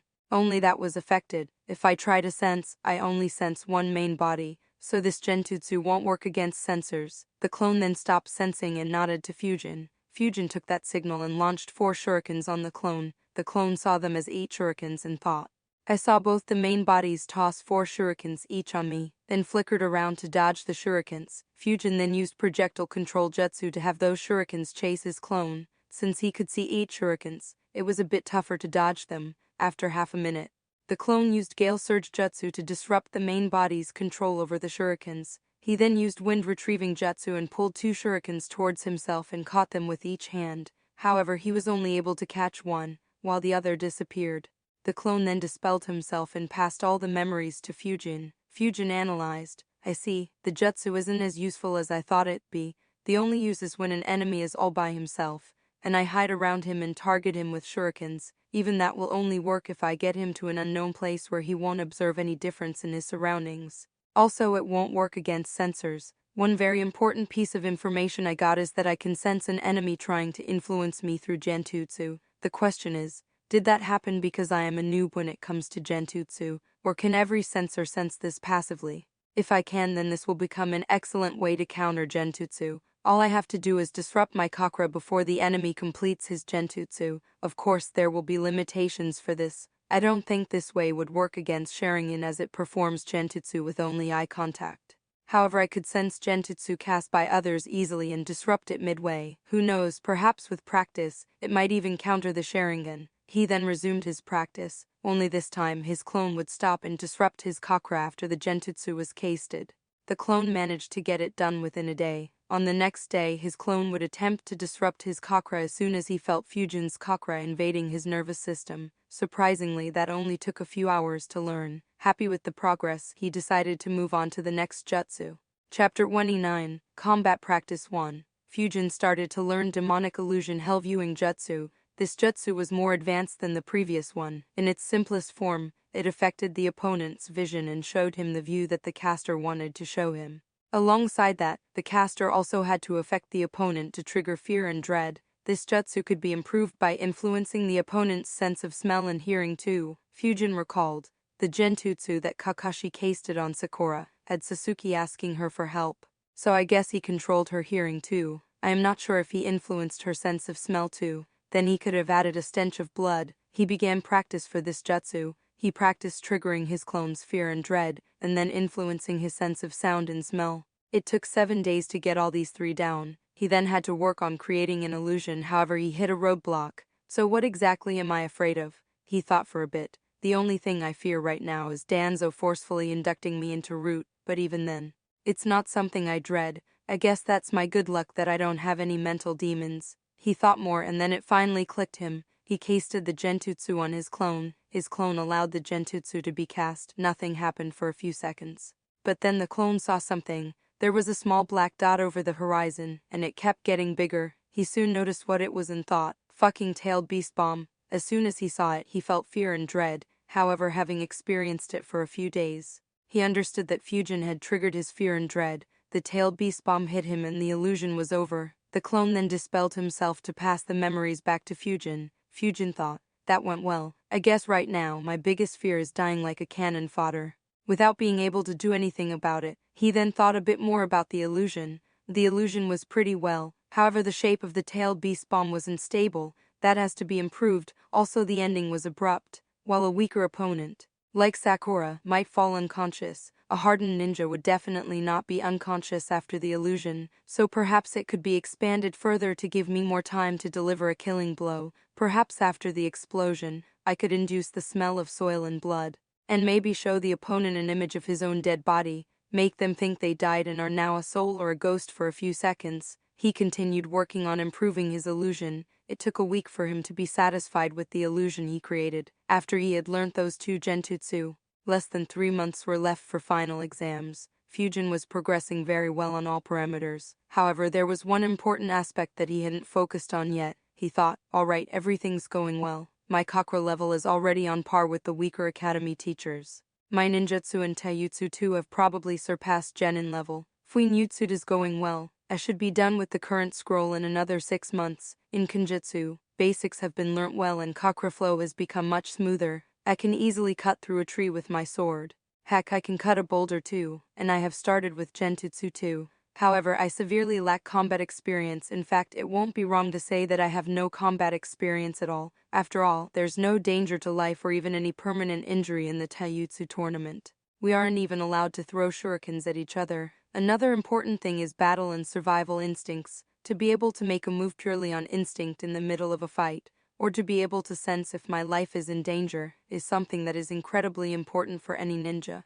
Otherwise, just a sneak attack with a shuriken is enough to kill anyone. Luckily, my instincts are much stronger due to me being a sensor, however it ain't enough, so over the next 3 months, I need to spar frequently with my shadow clone. He thought a bit more and decided.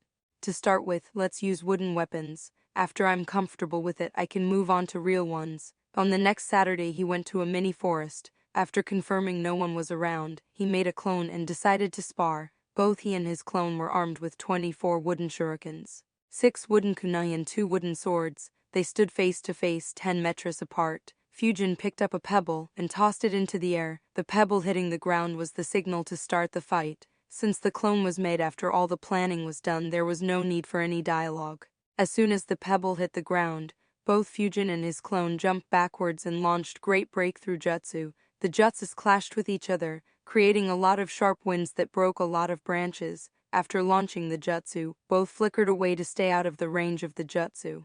Once the winds started dying down, Fujin and his clone started observing the patterns within the winds. Fujin soon spotted an opportunity and thought. There quickly he threw 3 shurikens in the winds. Due to the flow of the winds, they changed direction and were headed straight to the clone.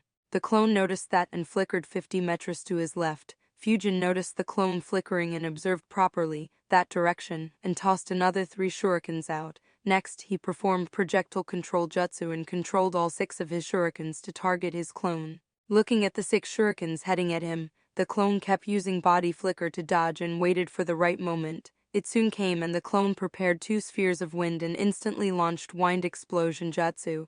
The twin explosions destroyed 3 shurikens and threw 2 out of Fujin's control.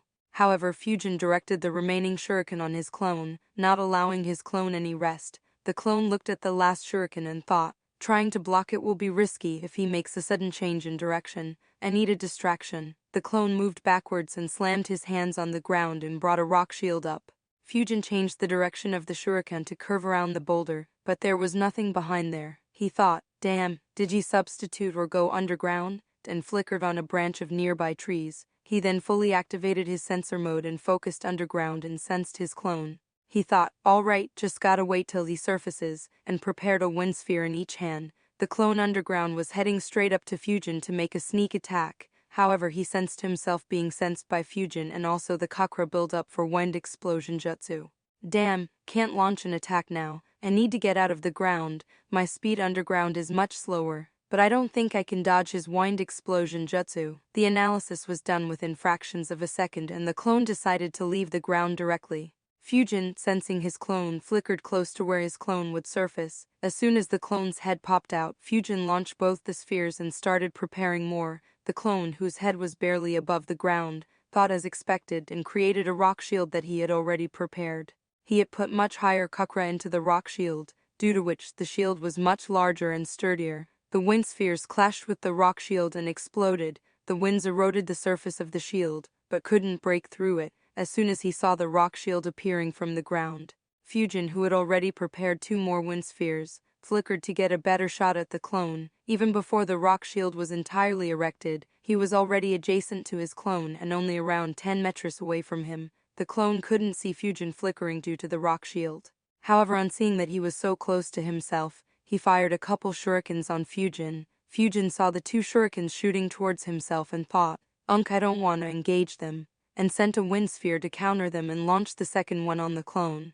The clone, however, flickered away and Fujin chased after him. Over the next minute, they flickered around at very high speed and tried to hit each other with wind explosion jutsu, shurikens, or kunais. However, neither were successful. The clone found an opportunity to surround Fujin with 6 shurikens, and in the only direction that he could escape, the clone fired a couple of wind explosion jutsus. Fujin thought, damn, escaping normally will be risky, let's go underground, and he entered the ground using military movement jutsu. However, remembering his clone's earlier predicament, he didn't close the distance, but instead went in the opposite direction and kept sensing his clone in the wind spheres. He thought, alright, I now need a distraction for getting out of the ground. He prepared great breakthrough jutsu. As soon as he got his head out of the ground, he saw the clone launching 2 wind spheres at him while manipulating 6 shurikens too. However, Fujin blew it all away with great breakthrough jutsu. The clone itself was in the range and escaped underground. Fujin tracked his clone while thinking, I guess he'll try something similar as I did. I wonder if I could disrupt his underground movement. He then approached the place which was directly above the spot where his clone was and punched hard using chakra-infused punch. The ground cracked a bit. The clone underground felt the vibrations due to that punch. However, it didn't cause any damage. Fujin thought, dang, that didn't work. Sigh, I guess I'm nowhere near Tsunade's level. He then flickered on a nearby tree and prepared 2 wind explosion jutsus while also readying himself to flicker away. As he waited for his clone to surface, he thought, I really need to learn a way to force someone out of the ground. The ones I can think of are that jutsu which Onoki's son used and maybe flooding the ground with water to restrict access to air. The clone on the other hand too was planning. That was close. If I was stronger then that punch could have dispelled me. So what do I do now? I can sense my main body has prepared wind explosion jutsus and is waiting for me to pop out. I don't think that the rock shield will work very well this time. He was still noticing when he felt something.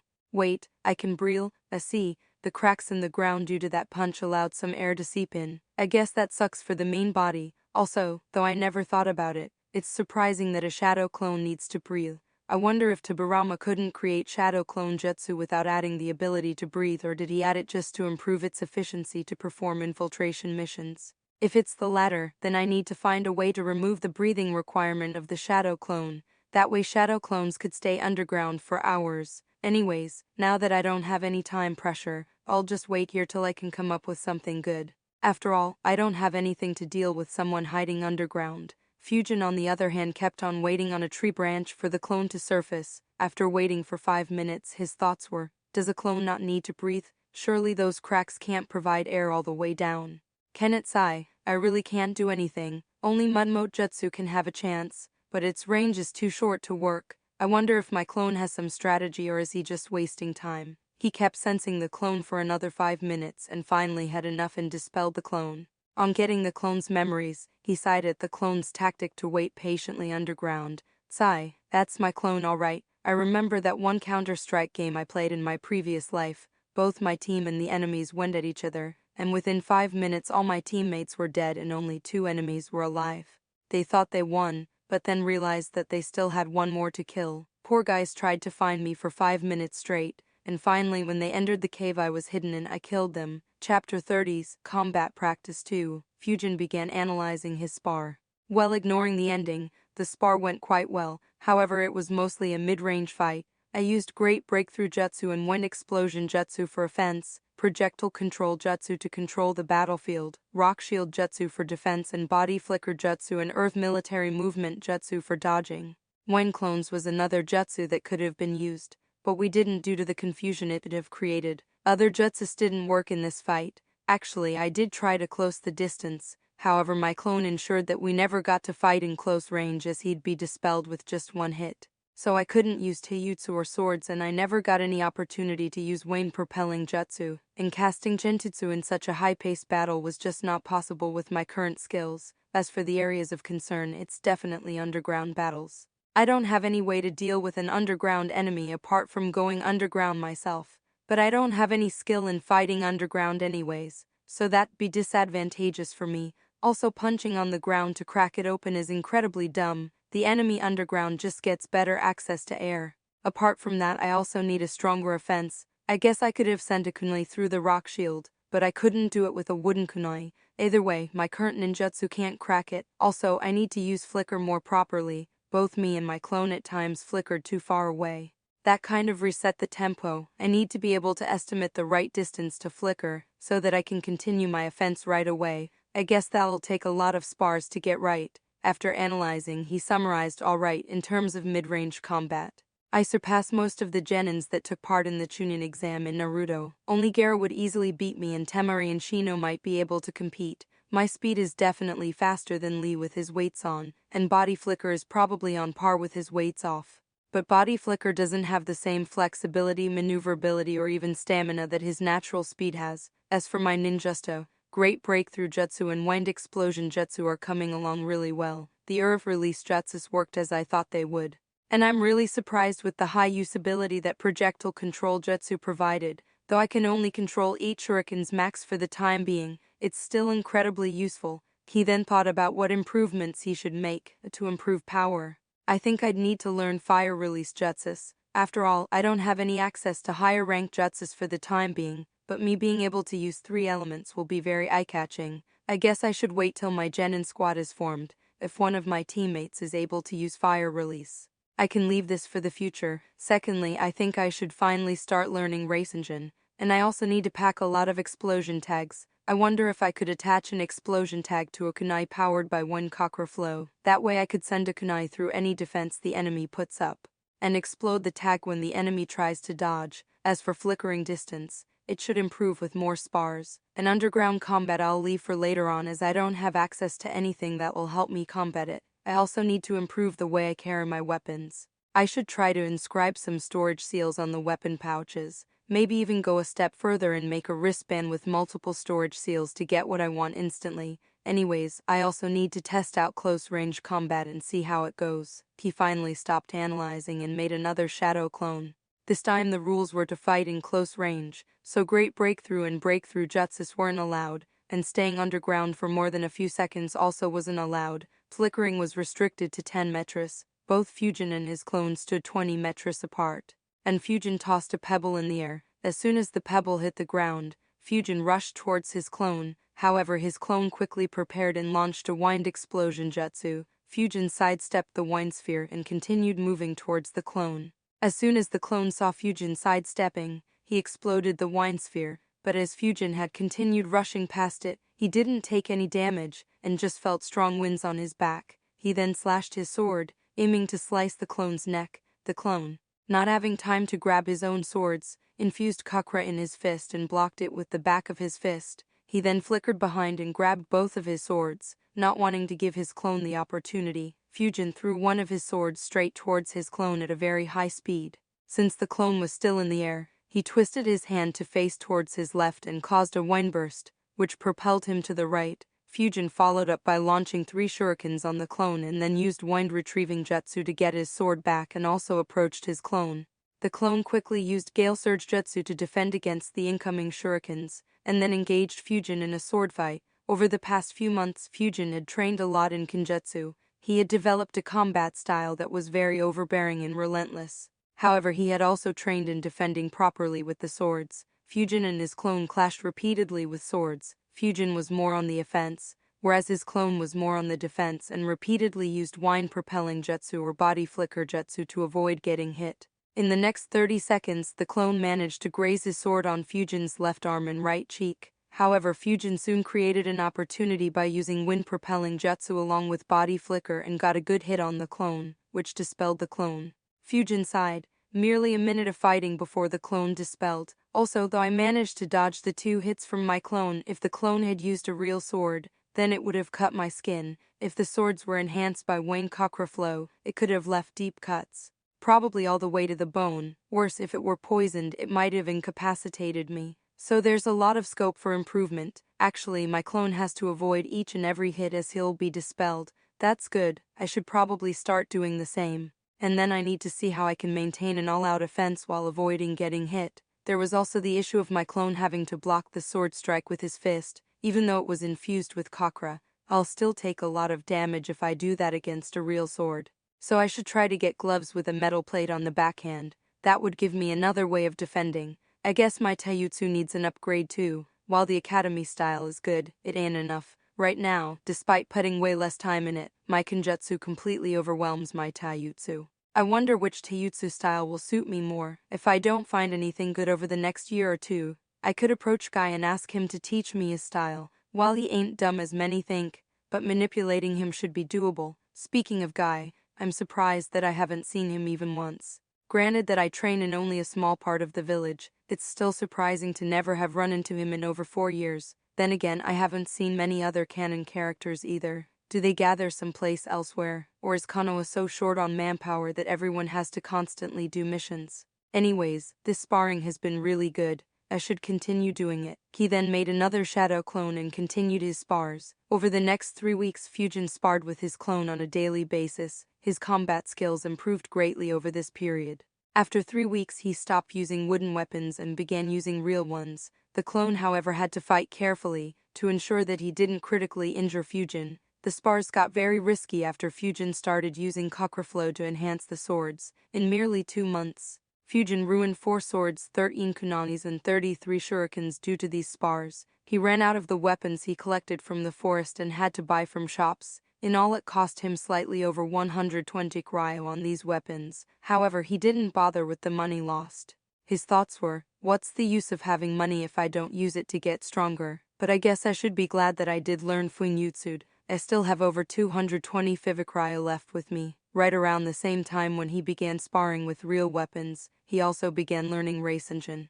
The first and second stages were learnt long back. He finally started on the third stage. One of the biggest issues in Rasengan training was that he couldn't allow anyone to see it. If someone interrupted him or caught him training in forests and figured out his disguise, he could make up some reasons like practicing to fight while using transformation, or that a ninja had to keep his weapons hidden, and hence he planned to keep his skill hidden until there was no choice. While the reasons may cause a bad impression, he didn't care much about that. But for Rasengan, if someone caught him training that, then it'd be a big trouble. The only usable excuse he had right now was that he could say, I figured it out myself after reading about the fourth Hokage. However, that would paint him as an absolute genius and perhaps earn him some visits from root ninjas or even from Shimura Danzo himself. Not to mention that they'd keep a much stricter watch on him. So for Rasengan, he decided to train at home. His senses had honed enough by now to realize if someone spies on him. So if he senses anyone spying on him, he could drop the Rasengan training and instead show that he was training Wind Explosion Jutsu instead. To train Rasengan, he cleared up his living room. He only left a sofa in the living room and moved everything else into the bedroom and began the training. The compression and shaping part was quite difficult. He tried for a few hours without any success. He sighed and thought, let me first do it the Naruto way. And he made a shadow clone with 20% of his chakra. The clone suppressed and shaped the Rasengan. In this manner, he was able to learn Rasengan within a couple of hours. However, he understood that depending on a clone to make Rasengan is very inefficient and began training for Rasengan without using any clones. It took him a month and a half to get the jutsu right, but it was done. Over the remaining few days, Fujin decided to improve his Rasengan. He wanted to reduce the amount of time required to form it and increase the amount of chakra he could put in it. Chapter 31. Graduation Exam 1. Only a week was now left for 4th year's exams. Genki followed the same procedure as last year and asked the students interested in participating in the graduation exam to meet him after class. Fujin thought, I guess it's time to finally become a ninja. There's not much that I can learn in the academy anymore. At best I could learn another element or a few more genjutsu. If I don't attempt the exam this year, the teachers and maybe even Hiruzuna could grow suspicious, and I definitely won't receive much help from them in the future. As for tanking the exam, I am not confident that I could fake my performance convincingly enough for someone who has decades of experience. Either way, I believe I'm ready now. After the class, Fujin visited Genki and confirmed his participation. Genki smiled and wished him good luck. With just a week left for the exams, Fujin started to focus on the syllabus for written exams. The syllabus was actually quite surprising. He recalled back when Genki started teaching this in the academy. He was teaching Trigonometer. Fujin's first thoughts when he saw that was, Trigo for fucking 9-year-old kids. What's next? Differentiation and integration. As annoyed as he was by it, he was extremely surprised when Hana was able to solve them perfectly. He mentally screamed, how the fuck can 9-year-old kids learn Trigo so easily? He cited how much smarter the kids here were and continued with his studies. He also wanted to be perfectly prepared while going on missions. He stopped learning new seals, and instead had his clones focus on making a few essential objects for him. He bought 2 ninja waist bags, 2 ninja leg pouches and a couple of metallic wristbands. He then had his clones make storage seals on these items. The Fuinjutsu scroll in Section D of the library expanded a bit on the storage seal. It explained ways to increase or decrease the size of the storage space, as well as manipulating its shape. It wasn't very difficult as it only increased or decreased the number of space symbols involved. So the seal itself was still very basic. However, this was very useful for Fujin. In the interior of the ninja waist bags, Fujin managed to draw 7 storage seals. For ninja leg pouch, he was able to draw 4 seals. These had a lot less space as compared to the seals he made on scrolls. However, considering that their purpose was to enhance the capacity of the bags and pouches, it was very handy. For the leg pouch, 2 seals could store 6 kunois each. Another 2 seals could store 24 shurikens each. He then created various triggers to refill the pouch from weapons in the storage seals. This way, his weapon supply would be much larger. For the waist bag, the seals could store a lot more, but he hadn't yet decided how to fill them all. He did have some ideas like a first aid kit, ninja ropes, scrolls, seals that stored elements, more weapons, explosion tags, soldier pills, ration bars, and so on. For the wristbands, he made 1 small seal on each of them. When he wears the wristbands, these seals will be directly under his palms. The seals created a cuboidal storage seal which was around 15 inch 100 ict. Both these seals were made to store swords. This way he could quickly access his swords whenever he wanted to. Other than this seal, he planned on drawing 3 more seals on each wristband.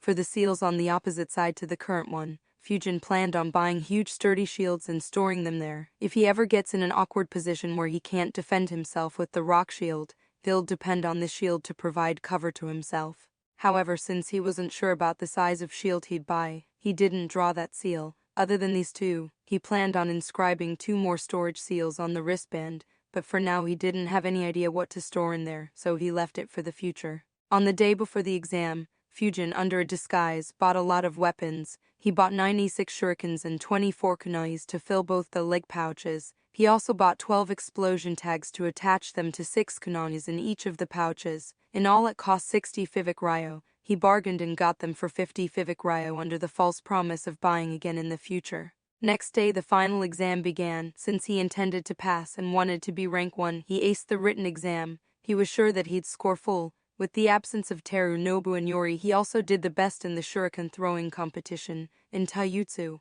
he still ranked 2 behind Hoka. While in the ninjutsu exam, he made sure to perform only as good as Hana. There wasn't any chakra control exercise in the exam, but Fujin wasn't very surprised as nearly everyone in his class had very good chakra control and could do both tree climbing and water walking, as Genki had held a lot of sessions on it this year. The exam also tested the students on the various basic skills that were taught in the previous year. Fujin again ensured that he'd be ranked near the top in this exam. After the results were out, Fujin ranked 1st, Hana ranked 2nd, and Hoka surprisingly ranked 5th. He had improved his written exam scores a lot to be able to get such a high rank. A week later, the graduation exam was conducted. Fujin noticed that there were students from 3 different batches, his own, his senior batch, and the batch 1 year junior to him.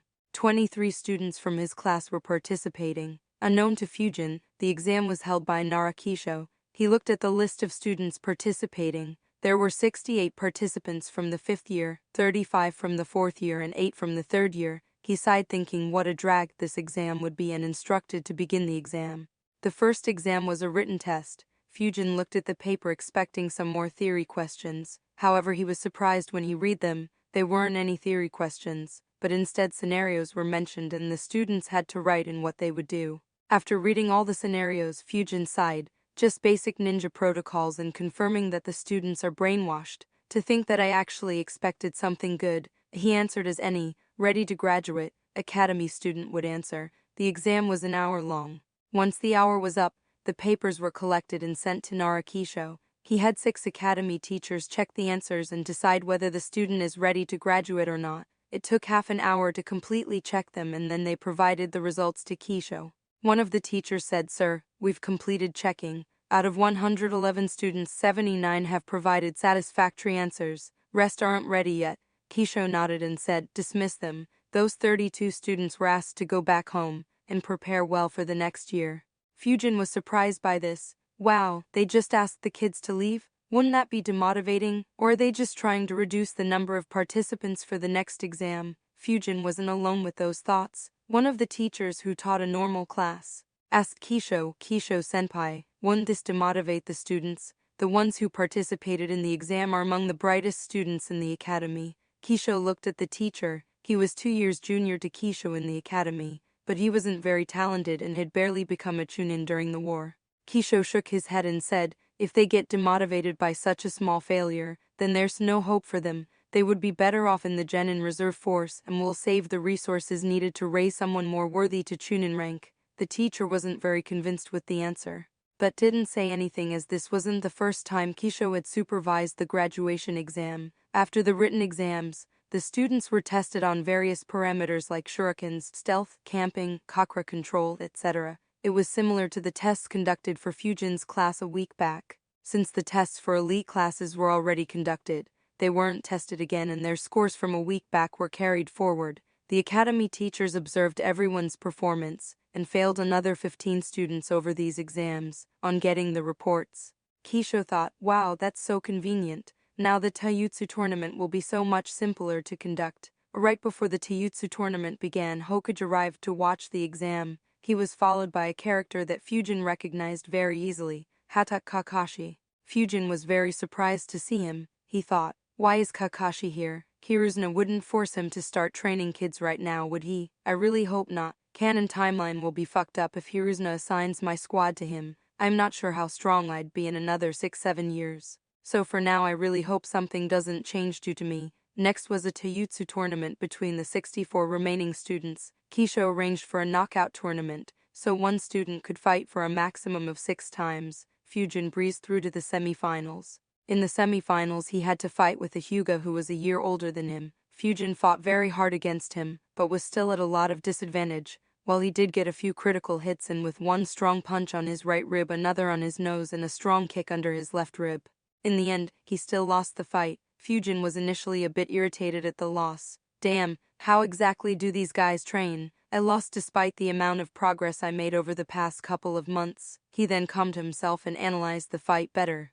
On other hand, it's probably reasonable. I'm guessing the elders from the Hyuga clan regularly spar with them. I, on the other hand, could only spar with my clone. Also, the Hyuga fighting style is entirely taijutsu. I, on the other hand, was a lot more dependent on wind-propelling jutsu, body flicker jutsu and earth military movement jutsu during my spars. Removing them does reduce my fighting ability considerably. Perhaps if ninjutsu and kenjutsu were allowed, I'd have won this fight. Not to mention, I didn't even use chakra to enhance my punches and kicks in the fight. He then watched the finals between Hoka and that guy. Due to the injuries he suffered against Fujin, he lost after struggling for a bit. However, having fought both of them, Fujin knew that even without those injuries, Hoka would have still won the match. Hoka ranked first, however Fujin wasn't worried much. My points in the normal exam were much higher than Hoka's, so this difference won't affect much. I should still rank first in my class. Fujin noticed that no one was eliminated in the Taijutsu tournament. Chapter 32, Graduation Exam 2. For the next test, a few academy teachers brought the kids to a part of the training grounds. On reaching there, the students noticed a long white line drawn on the ground and a bunch of obstacles placed ahead of it. Fujin thought, "Is this an obstacle race?" However, he soon shook his head, denying that thought. No way, this is too simple. All the 64 students were made to stand behind the white line. Genki then appeared and announced, "This will be the next phase of your exam. This is an obstacle race, and you have to run 500 meters straight to the white line that is drawn there." This announcement excited all the students. They thought, finally an easy exam. The ones who had taken the graduation exam previously thought, why wasn't this exam there the previous year? Fujin was confused by such an easy exam. However, he noticed that there was another man standing behind Genki, and when Genki finished his announcement, he looked at him and nodded.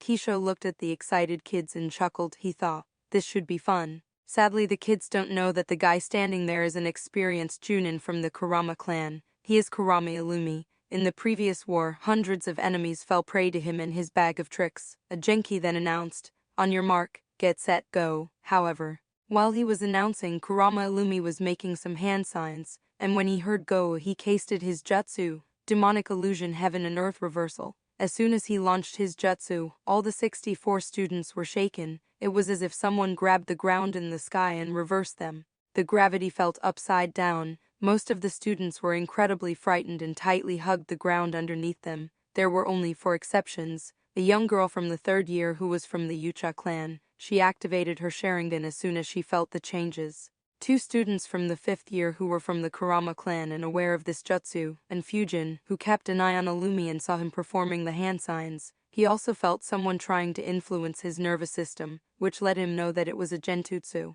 He was planning to disrupt the genjutsu. However, when he noticed that others were being affected too, He didn't disrupt it so as to not attract any attention. Even though Fujin noticed the genjutsu, he was extremely impressed at the guy's ability to cast a genjutsu on 64 students at the same time.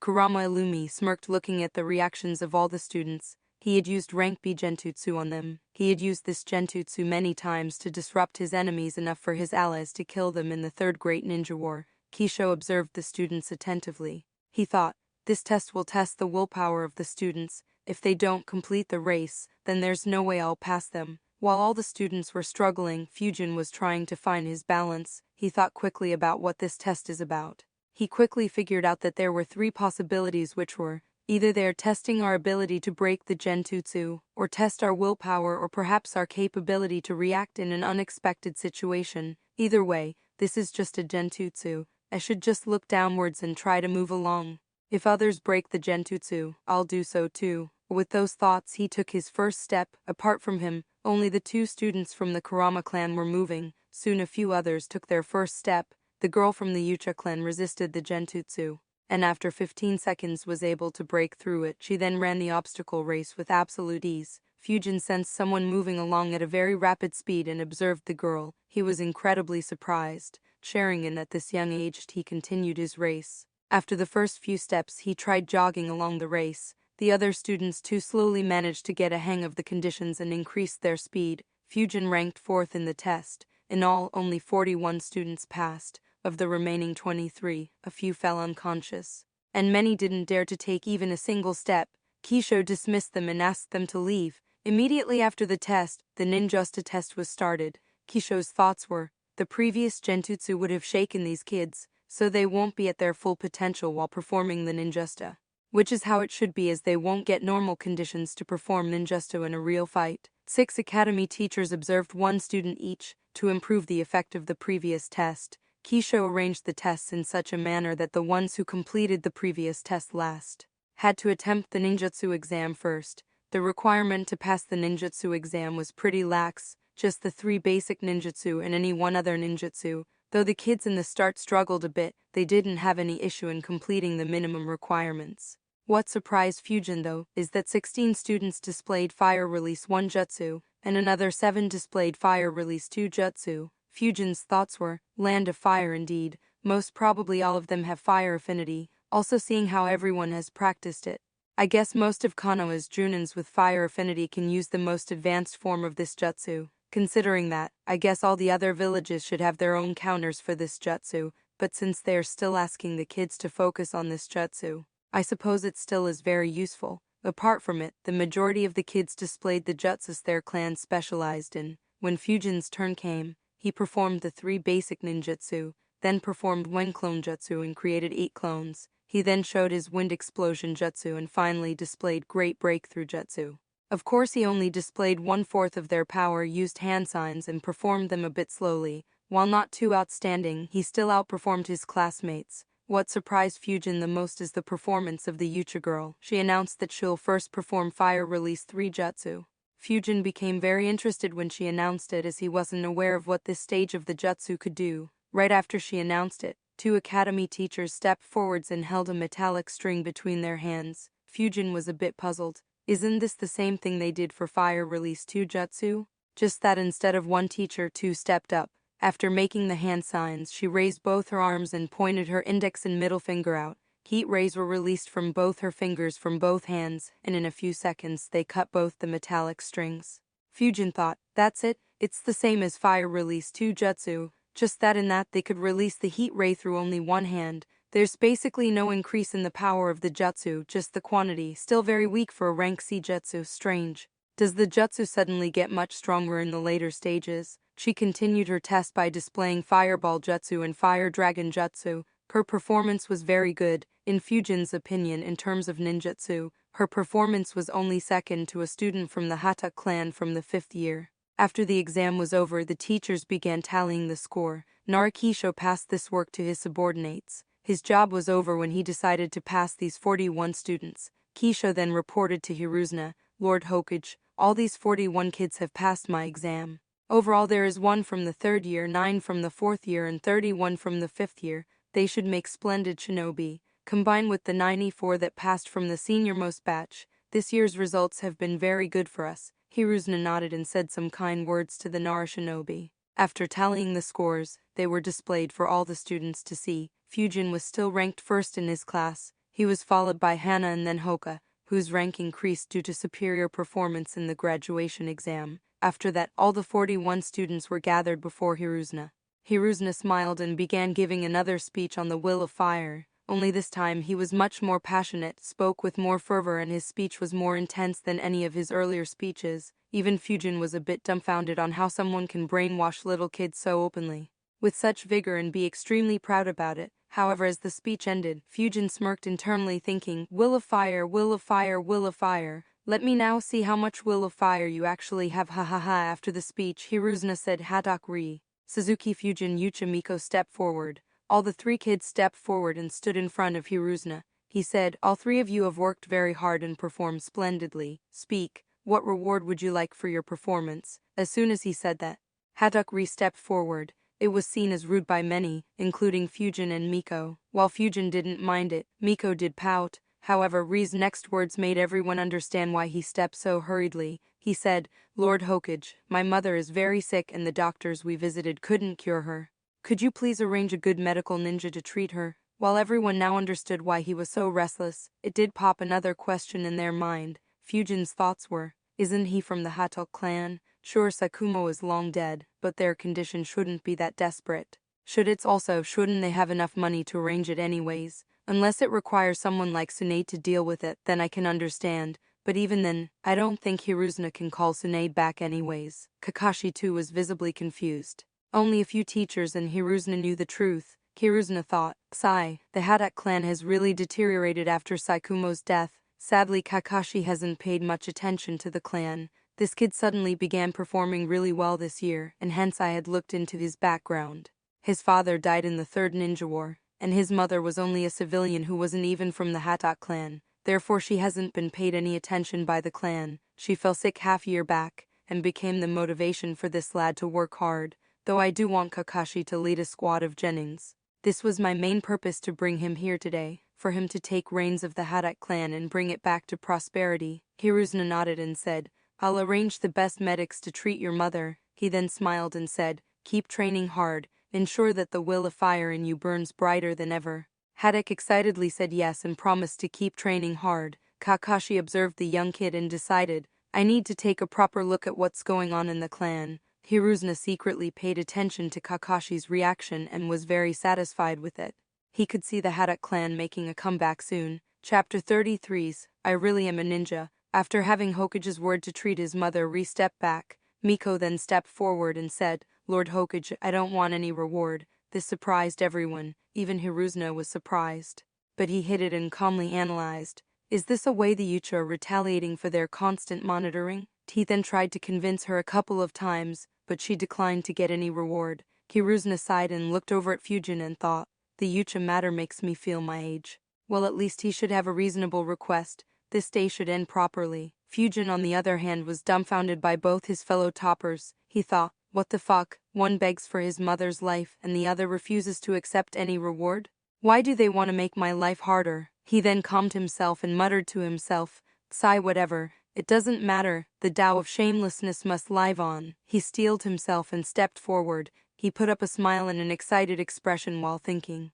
This is it. For this moment I carried 2 swords in person for 5 whole months. He then said, Lord Hokage, for my reward I want 2 swords made entirely of copper metal. He then looked at the Hokage with excited and hopeful expression while hoping that somehow his eyes sparkled like an anim. Majority of the students weren't aware of copper metal, however almost every teacher knew it, and they were absolutely shocked by the request. Genki, who was standing close by, had his jaw dropped after hearing what Fujin said. If Fujin had seen him, he would be sure that he could fit an egg in Genki's mouth. Kakashi's eyebrows twitched at request. He thought, talk about extravagant. Even my father's blade wasn't entirely made of copper metal. The one who was shocked the most, however, was Hiruzna. Despite wearing the Hokage's hat and having excellent control over his emotions, Fujin could still see his shock. Of course he totally ignored it. He thought, whether Hiruzna is happy or so shocked that he dies of a heart attack is none of my business. Wait. If he dies right now, then it'd be very bad. Yeah, I don't think just this much shock would be enough to kill this old freak. He did live through 3 brutal wars without even taking a single major injury. Hiruzuna's mind went totally blank for a second. He then thought, made entirely of copper metal. Even the ones they sell in Kana only have around 15% copper metal, rest is made of other common materials. The last time someone made a sword entirely of copper metal was when Sensei commissioned to cast that sword, and it cost well over 100 million ryo to make that sword. Of course, this kid is probably not aware of that fact, and I could fool him, but that's still worth tens of millions of ryo. He then looked at Genki to see if he knew what's going on. However, he was clearly shocked too. In fact, he didn't even notice the Hokage looking at him. Hiruzuna thought, now what to do? I can't directly say no. That would be too demotivating. Also, it won't look good for me to deny him. If I do, I'm 100% sure that Danzo will spread rumors saying that the Hokage lies to academy students. Hiruzuna thought hard for another few seconds and came up with a reasonable excuse. Seeing that Hiruzuna was ready to talk, Kakashi noticed and chuckled internally. It took Lord Hokage 13 seconds to answer. That kid sure is something. Hiruzuna finally sighed and said, sadly I can't give you what you want because no one makes swords made entirely of copper metal. Fujin was unaware of the fact that copper blades weren't entirely made of copper metal and thought that Hiruzuna is just making an excuse. He showed a dejected expression and said, a couple of tanto made of copper metal then. Kakashi's eyebrows twitched again at Fujin's new request. He did struggle to keep his laughter in after seeing Hiruzuna's expression. Genki, on the other hand, was even more shocked. Hiruzuna replied again sadly, even they aren't made entirely of copper metal. Fujin was almost pissed at hearing that reply, but he calmed himself and thought about what Hiruzuna had said. A few words stuck in his mind. Aren't made entirely of copper metal. It then clicked him. Wait, in my previous world, didn't such production involve a lot of alloys or other materials? Even gold jewelry wasn't 100% gold. Is that what he is referring to? He then asked, Lord Hokage, what do you mean by aren't made entirely of copper metal? Do they only put a little bit of copper metal and then something else in the sword? Hiruzuna nodded nervously, not liking where the conversation was headed to. Fujin then excitedly began saying, Lord Hokage unk. However, he was cut by Hiruzuna. He asked, Fujin, can you tell me why exactly do you want a sword made of copper metal? While asking this question, he was desperately thinking, I need to change topic fast. Can't let him continue talking about this. Fujin, upset at being cut, said, I was told that they assist in chakra flow. I like using swords, and want to be better at it by using chakra flow. Hiruzuna narrowed his eyes and asked, how do you know about chakra flow? Fujin did get a hint that Hiruzuna was aiming to change the topic, however he wasn't much concerned. He could always innocently get back to the topic. Hiruzuna might be 100 times better at negotiating, however being a 10-year-old kid had a lot of advantages. He answered without any hesitation, Michi-sensei. Hiruzuna then looked over begrudgingly at Michi, who was at the sides. He thought, that's it, I'm assigning him a weak genin squad and will make him do nothing apart from D-rank missions for half a year.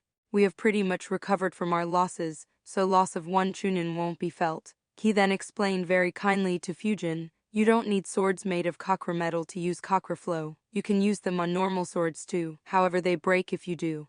Fujin thought, yeah I know, get to the point. Hiruzuna continued, there are actually special swords that are made to aid copper flow in the land of iron. Many samurai use those swords. As for copper metal, it's a bit problematic and could get you in trouble. Fujin naturally knew that having swords worth tens of million ryo would put a target on his back, which is why he was planning on leaving them with Hiruzuna. He thought, that's a valid concern, though I'm sure that it isn't the main reason for him to not give me chakra blades. But this new info does intrigue me. Why didn't any of the weapon shops have it? He left that question for later and asked, is it possible to make those swords to assist wine chakra flow? For the first time today, Fujin asked a question genuinely, however it still put Hiruzuna on edge. He thought, yeah it can, they would have to use wine nature chakra metal for it though, and it'll still take the cost to millions. Hiruzuna replied, yes it is, but it's better for you to not get it yet. How about this, when you're ready I'll help you get in touch with the right people to make a sword like that. Fujin dejectedly thought, I am sure I could get in touch with them myself pretty soon. However he still nodded. Hiruzuna was finally happy that he saved millions of ryo. He was going to talk but Fujin spoke again. He asked Lord Hokage, you said the sword that you'll give me is used by samurai. Right? Hiruzuna nodded while really hoping that there were no more extravagant requests. Fujin continued, then could you have someone teach me samurai saber techniques? Please. Hiruzuna thought about it. For one, he was happy that the request didn't involve tens of millions of ryo. Secondly, he had noticed Fujin's interest in swords. He thought, Having a sword master sensor who specializes in wind release can be a very useful asset. Though we can't teach samurai saber techniques liberally, teaching it to a few kids is acceptable. He nodded and said, "All right, I'll assign you a teacher for it." Fujin then politely thanked him and stepped backwards while secretly thinking, being an innocent little kid has a lot of advantages, though I don't think I can ever beat Hiruzuna again in negotiations. That old monkey has the experience of negotiating after 3 great ninja wars, and the ones he negotiated with were 100 times more unreasonable than me. Looking at Fujin stepping back, Hiruzuna released a sigh of relief. He then congratulated everyone and left quickly. While leaving, he decided that this would be the last year he'd give out rewards to the topper. After Hiruzuna left, many teachers awkwardly stared at Fujin. However, he just ignored them and pretended to not notice any of their stares. After Hiruzuna left, all the respective class teachers handed the headbands to their students and praised them for graduating early. They were asked to visit the academy after 3 days. On getting the headband, Fujin put it on. His first words after that moment were, "Wow, I really am a ninja now." Chapter 34, Analysis and Planning. Fujin sat down in a meditative posture in his living room. He cleared his mind and began planning. He thought, "The academy is finally over. Though I had to graduate 2 years early, it ain't much of an issue. The only major event that will happen anytime soon is the Yucha massacre, but right now I am not really strong enough to even think about interfering in it. While I do have 2 years at best, I'll only be a chunin officially by then." He thought for a bit more and decided, "Alright, I'll ignore the event. It shouldn't affect me in any way. Secondly, my strength. Right now, though experience is lacking, it won't be wrong to say that despite not having many rank C jutsus in my arsenal, my ninjutsu is probably barely at chunin level. The 3 months of daily sparring helped me iron out many issues in my ninjutsu. My chakra reserves have increased rapidly too. I can now make 3 shadow clones that satisfy the requirements mentioned in the scroll, which means that my chakra level is well into the chunin level. As for taijutsu, it's a bit confusing. I'm confident that I'm stronger than most who took part in the chunin exam in Naruto, but I still lost to that Hyuga. If I assume that he and Hoka are already at chunin level in terms of taijutsu, then it'll mean that I am probably at that level too. Worst case, I'm probably at the peak of genin rank in terms of taijutsu. I really need a better taijutsu style. Only good thing is that my physique is very good for my age. My kenjutsu should be sorted when I learn samurai saber techniques, so it'll be a lot more lethal than my taijutsu. But kenjutsu has its own weaknesses. Holding 2 swords would mean that I can't make any hand signs, and techniques like Rasenjun and Wind Explosion that need hands can't be used. But I guess getting a mid-range slash might compensate for it to some degree. Anyways, I should think about it more after I learn samurai saber techniques. My capabilities as a sensor have grown too. My chakra field can now extend over 750 meters and I can do pretty much everything expected from a sensor, though I will need a few years to master all those tricks. My current fighting ability is majorly based around 10 ninjutsu: body flicker, wind propelling, earth military movement, shadow clone, wind clone, great breakthrough, wind explosion, gale surge, rock shield and projectile control jutsus. Apart from that, it is heavily dependent on swords, kunais and shurikens enhanced with chakra flow. I also know Rasenjun, but I haven't trained to use it in combat yet, though I do have good ideas of using it. For the time being, I can't risk anyone knowing that I know it. So overall, if I am willing to use everything I have to its fullest potential, then I think I'll be at chunin level, though just barely. I'll probably be able to beat the likes of Iruka and Mizuki, but against someone stronger like Genki or even Michi, my only option would be to run away. Speaking of escaping, with my wind and shadow clones, along with body flicker jutsu and earth military movement jutsu and my ability to hide my chakra, escaping from an elite chunin might actually be possible, unless it is someone specialized in tracking. It shouldn't be an issue. In fact, if anyone asked me what my best skill right now is, my answer would definitely be the art of escaping. As for what to do next, I need to go through Section C of the library. I have to learn the Rank C wind release jutsus. If any Rank C earth release jutsu is handy, then I need to learn it too. Apart from that, I will need to learn 1 Rank C genjutsu and complete the current Fuin Jutsu scroll and move on to the next one. He concluded, that much should be enough. After that I could work on improving the jutsus I know. There's still medical ninjutsu that I'd like to learn. Sigh, I have my plate full. I'll check it sometime later. Satisfied with his immediate plans, he decided to start making long-term plans. He thought, now that I have spent almost half a decade here, I have a much better idea about this world. At the rate my physique and chakra has been growing, I'm positive that I'll reach Junin level, and if the section of the library has good jutsus, then becoming an elite Junin shouldn't be an issue too. But how do I step beyond elite Junin and be as strong as cages? He thought long and hard about this. After half an hour he concluded, probably the easiest way I have is to learn Sage Mode. The second way is learning the 8 inner gates. However, I'll have to create a very good relationship with Guy for him to teach me that. Not to mention, I'm not sure if merely hard work will be enough to learn it. The third way would be to somehow get the Impure World Resurrection Jutsu and create my own army of Renkai and Renkas dead ninjas. The fourth way would be to get in Master Flying Thunder God Jutsu.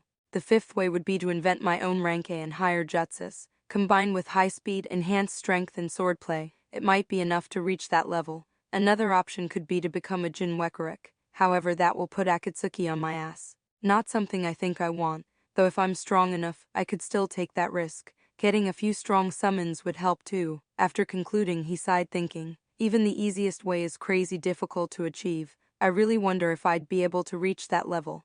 However, just then, Fujin was struck with a crazy idea. He thought, that's right, I can explore that option. However, can that really be done? He analyzed for a few minutes and paused. I can't say for sure, but if I am able to pull it off, I will get the means to become incredibly strong. Not to mention, I know exactly when I'll have the right opportunity to get the resources needed for it. He thought a bit more to analyze everything he could and decided, all right, I should definitely work towards achieving that. If it works, then entering cage level won't be an issue. Even if it doesn't, the work done for it won't exactly be a waste. The idea lifted his spirits. With not much time left in the day, he decided to have his dinner and meditate before going to bed. Chapter 35, Genin Squad. The next couple of days were very hectic for Hiruzuna. Grouping the fresh Genins and assigning them their sensei involved a lot of paperwork and analysis. A lot of discussion had to be done with the academy teachers as well as with the decided sensei. He first started by forming teams of 3, he thought. In all, 135 students became Genin this year. Over 200 from 6th year failed, and they will be added to the Genin reserve forces. As for the ones that passed this year, the 94 from the 6th year don't have much hope. We had already graduated the talented people from their year earlier. Even if just a quarter of them became Chunin, then that will be enough, so I will just assign Chunins to guide them. As for the 41 who graduated early, all have good potential. They all should at least become Chunin, and around half have the potential to become a special Junin, so I'll have to arrange 14 Junin Sensei for them. Even though Konoha's numbers have almost recovered, we are still weaker than before the Third Great Ninja War when it comes to high-end power, so we need to train all 41 of them with the intention of raising them to Junin rank, even if not everyone becomes a special Junins. Becoming an elite Chunin will be sufficient. As for becoming Junin, it's hard to say. I'm confident that Uchimiko will become a Junin, just like Sinuiteru from the previous year. Just like him, she has the potential to become an elite Junin, but I can't comment on the others. Sigh, I hope that we get at least 10-12 Junin from this batch. The QB attack killed a lot of our Junins. He then called the academy teachers to begin forming the teams and got busy with the required paperwork. After the academy teachers prepared a rough draft. However, there were a few disagreements like every year. They approached the Hokage to discuss it. Hiruzuna said, so which are the top teams you formed? Genki replied immediately, according to their performance. Hatakuri, Uchimiko, Suzuki Fujin, Hyuga Hoka and Hyuga Hana show the highest potential. However, Ri's performance was high due to his conditions back home. Now that his mother has been treated, we can't be sure if he'll train with the same gusto. Then the two Hyuga can't be on the same team, so I propose forming a team of Uchimiko, Suzuki Fujin and Hyuga Hoka. However, soon another teacher, who was the class teacher to Haddock Ri, spoke. I disagree. In a mere half year, Ri has made huge progress. In fact, his talent can be considered even above Miko. He should be placed within the top squad. I suggest making a squad consisting of Miko, Ri and Fujin. Another teacher commented, actually, Fujin is just a civilian orphan. His future won't be as smooth as the children from shinobi clans. Even his great breakthrough jutsu was provided to him by Genki, so I think that a squad of Ri, Miko and Hoka might be more optimal. Genki rebutted him, I disagree. Even though Fujin is just a civilian with no background, his performance has been the most consistent in my class. He deserves to be on that squad. Not to mention he is also a sensor and has wind affinity. Being a sensor, he'll complement the Baikaguan. And his wind release jutsus would assist Miko's fire release jutsus and make them more lethal. Also, both him and Hoka kind of have a rivalry in taijutsu, so their teamwork would be much better, he secretly thought. Not to mention that they are so aloof that they barely had any other friendships. so I have no idea whether they can cooperate with others. The previous teacher was about to rebuke him again, however he was cut by Hiruzuna. Alright, that's enough, I have decided. The squad will be made of Miko, Fujin and Hoka. Ri's class teacher was visibly upset over this. He was about to speak, when Hiruzuna said, their Junin-sensei will be Senua Renjuro. The teachers were confused by this revelation. One asked, but Lord Hokage, we hadn't selected him to be a sensei, had we? Hiruzuna shook his head and said no. This change was due to Fujin requesting guidance on samurai saber techniques. Renjuro had trained under a samurai. Also, he is an expert in fighting against Sharingan and uses water and earth jutsus, so it'll provide Miko an opportunity to understand how she can be countered and would help her develop more. And Hoka could learn water release jutsus from him, and his taijutsu is strong enough to handle Hoka's obsession with it. He then looked at Ri's class teacher and said, sadly Ri doesn't practice his clan's kenjutsu, or else I'd have put him on the squad instead of Hoka. Everyone was satisfied with this explanation. They moved on to the remaining students. It took over 13 hours for them to form all the squads and decide their sensei. Once that was done, Hiruzuna sent an Enbu to deliver the news to all the ones selected to be a sensei. If they had any issues, they could approach him the next day. The next day, many approached Hiruzuna to meet him. At noon, Renjuro visited him. On entering, he greeted Hiruzuna and said, old man, I didn't agree to become a sensei to snorty little brats. Besides, I have already raised one genin squad. Renjuro was a bit close to him while growing up, which is why Hiruzuna didn't mind his words. Hiruzuna looked at Renjuro. He was dressed casually, and hence Hiruzuna could see all the scars on his face and arms that he had gotten over his career. Hiruzuna sighed and said, you've been doing missions almost non-stop since the end of the war. This assignment is for a couple of reasons, one for you to get some rest, and secondly, as one of those Jennings wants to learn the samurai saber techniques. Renjuro looked skeptically at Hiruzuna and asked, you do know that I can't teach it lightly to anyone. So, is there any reason for me to teach it to him? Hiruzuna sighed and said he ranked first in his class, and asked for this as his reward. Renjuro asked, at what reward? Hiruzuna replied, it's an initiative I took to encourage the students and get them to train harder. Hearing that, Renjuro nodded. He knew the shortage of ninjas that Konoha faced. He sighed and said, couldn't you get him to ask for anything else? Hiruzuna didn't reply, but his sweat dropped thinking about what the something else was that Fujin had asked for. After discussing a bit more and getting to know a bit more about the students, Renjuro left. He wasn't surprised by the fact that his squad was the one with highest potential. After all, he has been an elite Junin for over a decade. Later that day, Fujin went to buy new clothes at a shop that sold clothes to ninjas. He bought a completely black attire. He noticed that the cloth used for these clothes was a lot sturdier. The shopkeeper said that it is harder to cut, has some resistances to fire and lightning, and is harder to get wet or dusty. He put one on and checked himself in the mirror. His whole attire, high-heel boots, trousers and shirt were completely black. It suited his fair skin tone, black eyes and black spiky hair well. He thought, I guess I should get a black mask sometime. Maybe then I could play hiding in shadow, haha. He looked at himself again. He wasn't bulky, but his muscles were properly toned. There was barely any trace of any fat on his body. He was around 4 feet 9 inches tall. He thought, alright, it fits properly and also looks good. He bought 3 sets of the attire. He also bought a pair of gloves with metal plates on the backhand. He also inscribed a hard seal in the interior of the glove. While it didn't do much, Fujin felt that there was no harm in even slightly increasing its defenses. He did wish that he could take the metal plates out, inscribe them with hard seal instead of the whole glove and then put it back. But he knew that he wouldn't be able to put the metal plate back in properly. Next day at 7:30 am, the graduated students reported to the academy. The classroom used wasn't the regular classroom that Fujin went to. 42 students were present here. The teachers took attendance and then gave a scroll to each of the students. Genki called his students one by one and gave it to them. The class teachers of other students did the same. When Fujin's turn came, he noticed that Genki was incredibly happy. He wasn't sure why, but since he didn't particularly care, he went back. Genki was happy because Hiruzuna had allowed him to take the Junin exam. After distributing it to everyone, a teacher announced, the storage scroll provided to you has a first aid kit, 24 shurikens, 6 kunais, 12 senbon needles, 1 ninja rope and 100 meters long ninja wire. He then smiled and said, this is the final gift from the academy to you. Congratulations on graduating. We will now announce your genin squads. When Fujin's squad was announced, he sighed and thought, an aloof guy who doesn't care about anything apart from taijutsu, and a stuck-up brat who probably thinks herself to be as talented as Madara. Fuck our teamwork. Sigh makes me wonder if I should have graduated last year. Teru was the only one matured enough. He analyzed a bit more. Anyways, it ain't exactly bad. Taijutsu spars with Hoka have always been very helpful. And Miko should give me a bit of practice against the Sharingan. Granted that she ain't nowhere near Obito or Madara, but neither am I. He then looked at Miko and Pa. Also, since she'll die after around 2 more years, it'll mean that I won't be restricted in this squad for very long. Now then, I wonder who my Junin sensei will be. I really hope that it ain't Kakashi. Also, what of my rewards? Genki didn't talk about it, and Hiruzuna didn't call me to meet him. After the Genin squads were announced, the teacher said that the Junin sensei would come and pick them up from the class, and then they all left.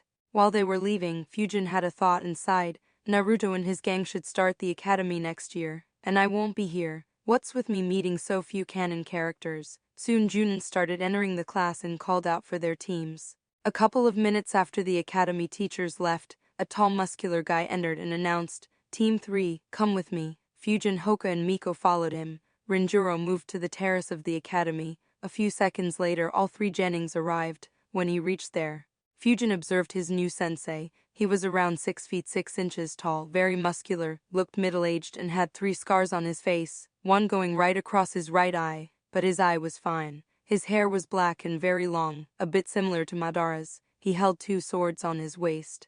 From the symbol on his clothes, Fujin understood that he was from the Sinua clan. Actually, there was another thing that allowed Fujin to know that he was from the Sinua clan. He had massive amounts of chakra. For obvious reasons, Fujin never tried to sense Hiruzuna's chakra. So this was the highest chakra level he had measured so far. It was around 7 times that of Genki. When Fujin tried to measure his chakra, Rinjuro noticed. He looked at Fujin and stared at him. Fujin merely smiled. Rinjuro thought, so this is the kid who wants to learn the samurai saber techniques and the kid who asked for swords made of chakra metal. Not bad, he seems to be a good enough censor, and even after I stared at him he merely smiled back. I wonder if that makes him foolish, brave or just shameless. He then looked at his remaining 2 Genins and Pa. The Hyuga has the same stoic face as their whole clan, and just looking at the Yucha's face showed how much pride she has in her. He sighed thinking, this is gonna take a while. Chapter 36, Senua Rinjuro. Rinjuro said, I am Senua Rinjuro, I'll be your Junin sensei. Let's start by getting to know each other, so just tell me something about yourself. Miko asked, what should we tell? On the other hand, Fujin remembered the tell me about yourself question that used to be asked in interviews in his previous life. Rinjuro replied, tell me about your likes, dislikes, dreams, hobbies, and similar stuff. Fujin then replied, I am Suzuki Fujin. I like swords and cool jutsus. My hobby is to train and read shinobi history and wars. I dislike the carnage that wars cause, and my dream is to become a strong ninja in the future so that I could bring peace to the world. Rinjuro stared at Fujin and was very impressed with his dream. Of course, if he knew Fujin's real thoughts, he might have vomited blood. After looking at an impressed Rinjuro, Fujin thought, yup, that's exactly what Konoha higher-ups would like to hear. I couldn't care less about world peace, but saying that is what will get me in the good books of these guys and could provide me with the opportunity to learn Flying Thunder God Jutsu. And also make Hiruzuna protect me in case Danzo tries to recruit me. Either way, it's not like I can do anything about world peace right now, so why not just say it? Rinjuro then looked at Miko. She said, I am Yucha Miko. I like cats. I dislike anyone treating me like a small child. My hobby is practicing ninjutsu and playing with cats, and my dream is to be the strongest Yucha ever. Fujin looked at her and chuckled internally thinking, well, you've got 2 years to surpass Madara. Rinjuro nodded and looked towards Hoka. He said, I am Hyuga Hoka. I like Taijutsu. I dislike studying. My hobby is to spar with others and my dream is to be the strongest Taijutsu user. Rinjuro nodded and said, well, congratulations on graduating early, but that doesn't mean that you are Konoha shinobi. You guys will be on probation for 3 months, and after that I'll decide whether you're ready to be a ninja or not. This announcement had mixed reactions from the 3 Genins. Fujin wondered, at no test? After thinking for a bit he realized, they are probably still recovering. That's why there's a probation period instead of a test to check whether we are ready or not. However, the other 2 kids didn't take the announcement lightly. Miko impatiently asked, but why? Didn't we pass the graduation exam? Hoka took her point further and said, yeah, I even defeated everyone in the Taijutsu tournament. Rinjuro replied, graduation exam is the bare minimum you require to be a ninja. Your attitude, temperament, courage and values matter more, and I'll be the one to judge that. Miko and Hoka were still unsatisfied and wanted to complain more, but Renjiro didn't give them a chance and announced, "We'll meet tomorrow in Training Ground 17 at 6 am. I'll check your skills tomorrow. Be on time. I hate tardiness." After saying that, he flickered away. When he left, Fujin thought, he didn't say a single thing about himself other than his Heck, I think even Kakashi talked more with his team after he left. Miko huffed and started to leave without saying anything. Hoka, on the other hand, said goodbye to Fujin and was planning to leave too. Fujin sighed and said, "Oi, wait a minute." This got both their attention. Hoka looked at him without saying anything, whereas Miko annoyingly asked, "What?" Fujin replied, "Tomorrow we'll most probably have to fight against Sensei as a team, so we need to understand each other's strengths and weaknesses, and we also need to plan how to fight together." Hoka agreed with that and nodded. However, Miko replied smugly, "You two don't need to worry about it. I'll beat him by myself tomorrow." Fujin gave her a deadpanning look, which irritated her, and she asked, "What? You don't think that I can beat him?" Fujin resisted his urge to facepalm and replied, "Do tell how you plan on defeating a Junin by yourself." She smirked and replied, "I'll catch him off guard and use Fire Dragon Jutsu on him." Fujin said he is from the Senyu clan, who specializes in earth and water release jutsus. Assuming that you somehow catch him off guard, he'll still be able to defend. This reply caught her by surprise. She thought a bit and then smirked again and replied, "I know Sharingan Genjutsu. As soon as he looks in my eyes, I'll put him under a Genjutsu." Fujin mentally scoffed, as if he will fall for something so basic, "But I'm tired of dealing with her," he said. "Alright, we'll call that plan A and we will start with it. Now let's discuss plan B." Miko replied, "Why do we need a plan B?" Fujin replied, "Well, he knows that you have the Sharingan, so what if he never looks into your eyes because he knows that your eyes are so awesome? It'll be stupid if we just stand there doing nothing, right? Worse, he may think that you are just a little unk." This finally got her attention, seeing that Fujin was relieved and thought, "Finally, so I have to either praise her or say someone will think that she's a little brat, or both to get her on board." She then asked, "So what should we do if plan A fails?" Fujin replied, "First, let's talk about what each one of us can do. I'll start. I'm a sensor and can sense in a 500 meters radius around me. I'm good at taijutsu and with swords, and I know wind release jutsus, the ones you saw in the exam. I can also perform shadow clone and body flicker jutsu. What about you guys?" Miko then replied, "I am good at taijutsu too and can use the Yuja taijutsu style. My Sharingan allows me to see Kakra and use Genjutsu. I am very good with shurikens. Other than the basic jutsus, I can perform a few fire release jutsus. You saw them in the exam, and I can do body flicker too. In fact, I was taught it by the very best." Fujin was surprised at that information and thought, "Did Chiusi teach her this jutsu?" Hoka then replied, "I am a master at the gentle fist style. I can close enemies' chakra points and my eyes can see up to 800 meters away. Apart from it, I know fish spit jutsu and rock shield jutsu." Fujin nodded and advised, "If you can, then learn body flicker jutsu. If all three of us can use it, then it will be very helpful and we could use a lot of tactics." Hoka groaned a bit and said, "But I don't want to learn more ninjutsu." Fujin replied, "Well, it's just a movement jutsu. You can move at incredibly fast speed. It'll help make your taijutsu way more lethal. Just imagine your normal jab, then imagine you appearing out of nowhere and performing that jab on the enemy." As Fujin expected, that got Hoka interested and he agreed to learn it. Fujin then talked a bit about tactics that they could use. He said, "We need to decide who will fight Sensei up close and who will perform support attacks from a distance." However, Hoka cut him off and said, "I want to fight up close." Fujin was about to nod when Miko said, "No, I want to fight up close." Hoka rebuked her and then they started arguing. Fujin sighed thinking, "Kids T," then stopped them both and said, "Among all of us, Hoka was ranked 1 in the taijutsu tournament, so he'll engage in hand-to-hand combat with Sensei." Miko was about to talk but Fujin continued, "But he can't handle Sensei all by himself, so you and I will assist him from time to time. Also, both of us have mid-range jutsus, so it'll be a waste if we can't use them." Hoka, wanting to engage in hand-to-hand combat, quickly supported Fujin, and Miko had to begrudgingly agree. Fujin thought, "I planned on discussing a lot more, like the fire-wine combination, and even wanted to ask Hoka to learn more advanced water release jutsus as they work well with wind release as well. Sadly, I was too impatient. It'll take a lot of time before they are ready to listen to those tactics. Kinda makes me wish that Renjiro beats both of them up tomorrow to make them a little less stuck up, but I'm afraid that if he does that then he'll beat me up too. And without using earth military movement jutsu and wind propelling jutsu, it'll be hard to dodge for long. Sigh, I wonder when I can use these jutsus publicly. It's very uncomfortable to fake hand signs, limit their power and not use half of the jutsus I know. Sadly it's necessary. I hope I reach the Junin level soon, as after that there won't be much worries about Danzo trying to recruit me. It'll be too late to attempt to brainwash me at that stage. Fujin had also planned to ask them to grab a bite together at Akiraka.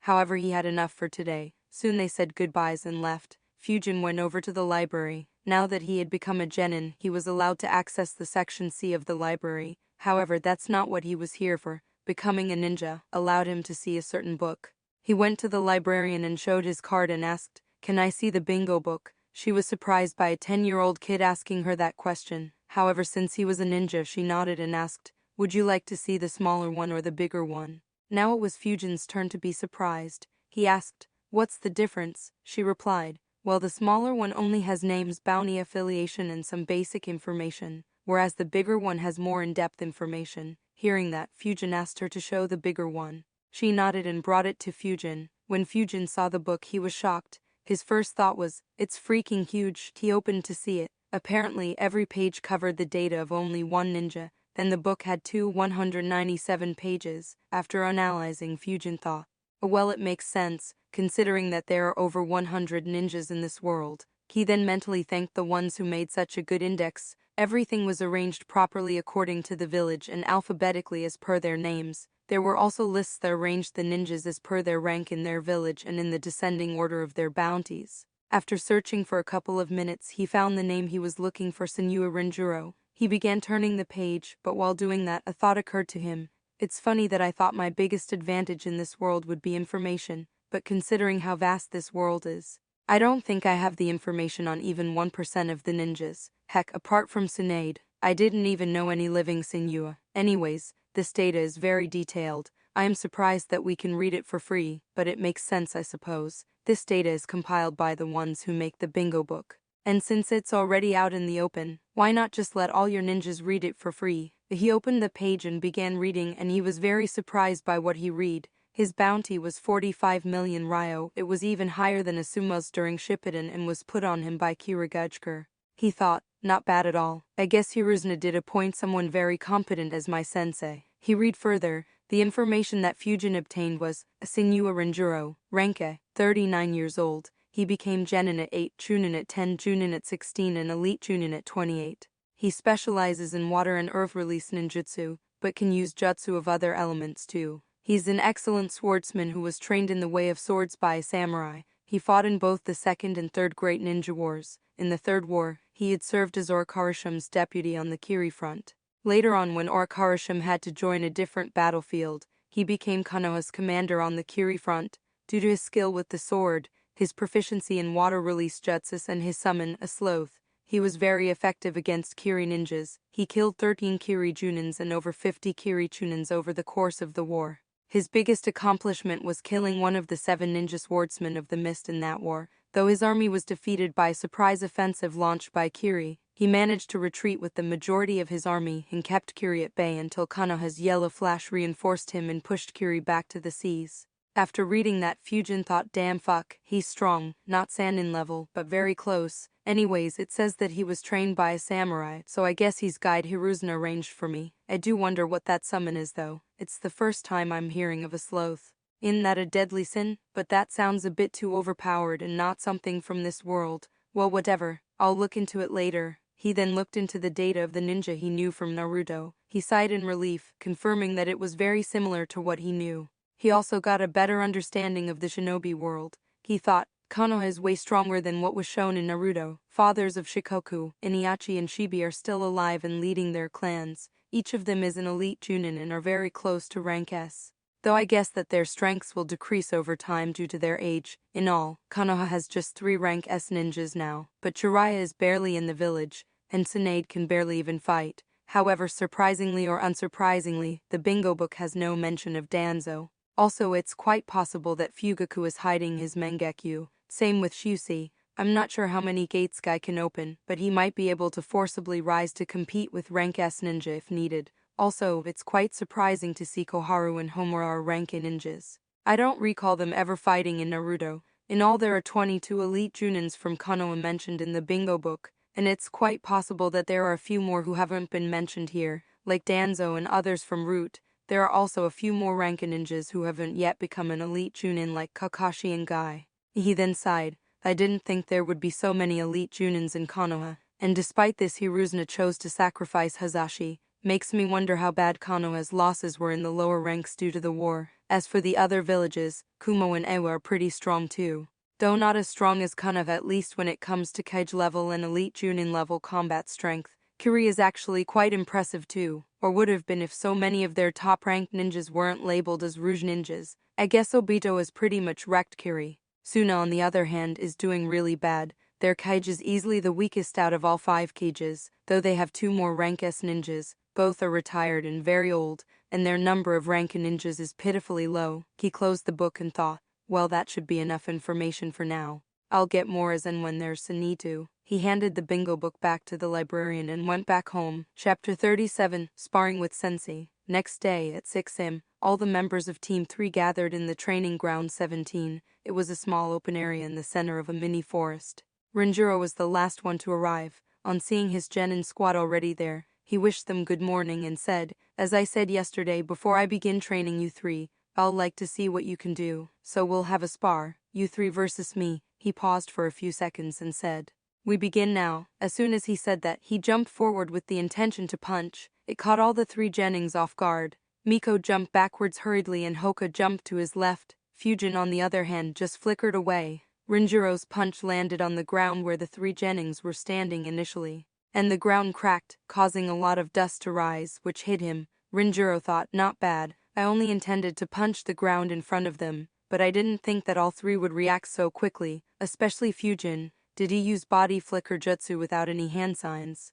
As soon as he used body flicker, Fujin thought, damn, he attacked so suddenly that I flickered away by reflex. He then saw the dust rising up and covering Renjiro, and so did Hoka and Miko. Fujin immediately started sensing him. Miko activated her Sharingan and Hoka activated his Baikagruan. On sensing Renjiro, Fujin thought, well, now that I've shown it, I can't hide it anymore, so might as well spam it. Still, I didn't think hiding my power would be so difficult. I really need to be more careful, in case he pulls a few more stunts like that. I hope I can protect the rest of my secrets for at least another year or 2. While Fujin was thinking that, both Hoka and Miko ran towards Renjiro to engage him in combat. Renjiro just stood there, waiting for them to begin their assault. Hoka was the first one to reach him. However, Miko launched a few shurikens on Renjiro. Renjiro dodged them and then engaged Hoka in hand-to-hand combat. He was able to counter his general fist style very easily. When Miko joined in, he suppressed both of them with ease. However, he soon frowned. He tried to sense, but he couldn't sense Fujin at all. Taking the opportunity provided by his teammates, Fujin had disappeared from his sight and hid his chakra. Though Renjiro couldn't sense Fujin, Fujin closely monitored their fight, waiting for an opportunity to butt in. He soon found one when Renjiro punched Hoka. Fujin threw a shuriken with all his power. However, Renjiro smirked and thought, the fake opening always works against brats. He moved a step back to avoid the shuriken. However, the shuriken curved towards him. That surprised Renjiro. He was about to dodge again, when he felt no, something is weird. So instead of dodging, he just caught the shuriken right out of its trajectory. However, as soon as he caught it, he sensed 2 small chakra signatures behind him. He turned to see 2 wind spheres heading at him. He took a step to dodge, however. At the same time, Miko launched fireball jutsu in the direction he was planning to dodge. Seeing that, he adjusted his direction and dodged both the jutsus and created distance from his students. Seeing that, Hoka rushed forward to engage him in close combat. While Hoka was rushing towards him, Renjiro thought, not bad at all, this doesn't seem planned, and their teamwork still needs a lot of work, but they are able to take advantage of the opportunities created by each other, not to mention that I felt wind on that shuriken. Which means that Fujin used projectile control jutsu on the shuriken, and instead of pressing forward on a hopeless assault, he took the advantage of that fireball to disappear again. He engaged in another round of combat with Hoka and Miko. Fujin, who was secretly observing the combat, thought an elite Junin indeed. That opening was a bait to understand my location, not to mention he grabbed the shuriken out of thin air, though I wonder what he'd have done if I had infused that shuriken with wind chakra. Anyways, I wonder if I can fool him using a shadow clone. Fujin kept hiding and made a shadow clone. After a minute, it looked like both Hoka and Miko were about to lose, so the clone interrupted Renjiro by launching 2 wind explosion jutsu on him. He followed it up with shurikens. Rinjiro dodged everything and moved towards Fujin to engage him in close combat. However, the clone flickered and moved behind Miko and Hoka. Seeing Rinjiro approaching, Hoka began moving forward to engage him. However, Fujin sensed a huge chakra built up by Miko and shouted, "Hoka, move aside." That shout alarmed Hoka, and he turned to see that Miko was weaving hand signs and had gathered almost all of her chakra. He quickly got out of her way and created distance by running to his left. Miko actually was very frustrated by this fight.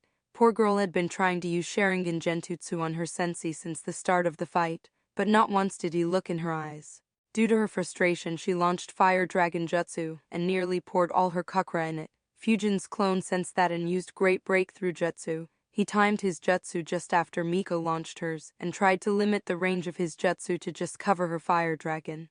The result increased the power and the size of the dragon. Not wanting to take that jutsu head-on, Rinjiro flickered away. The power of this jutsu really surprised Hoka and Miko, especially Miko, who was awestruck by it. Fujin was still keeping an eye on Rinjiro. He noticed that Rinjiro had flickered without using any hand signs, and had flickered just enough distance to barely dodge the jutsus. He thought, sigh, that's the first time he has used a ninjutsu. Anyways, it seems like this fight is pretty much over. Hoka has taken quite a beating. So has Miko, and she is out of chakra too, only I am still fine. Sadly, there's not much me and my clone can do. Not having a good long-range jutsu sucks though. Despite being perfectly hidden, there's not much I can do. Right then, Fujin suddenly used body flicker jutsu purely with his instincts. However, right when his feet left the ground, a hand came out of the ground and caught his right leg. This caused him to fall forward at a very rapid speed. Luckily for him, he managed to put his arms forward, ensuring that his face didn't get badly damaged. Soon another hand clutched the back of his neck and pinned him to the ground. He realized that it was Rinjiro's chakra signature and thought, what the fuck, I didn't sense him at all. He soon got his clone's memories. His clone had been dispelled and Hoka and Miko had been defeated. He thought, a clone, but when? On thinking a bit, he realized, was it when the dust provided him cover? But I had almost immediately begun sensing him. Was that fraction of a second enough for him to make a clone and hide it, or his main body? And why didn't I sense him? I should be able to sense anyone sensing me. Heck, even if someone merely looks at me, I sense that too. Rinjiro thought. He was able to see an attack coming. No, that doesn't seem right.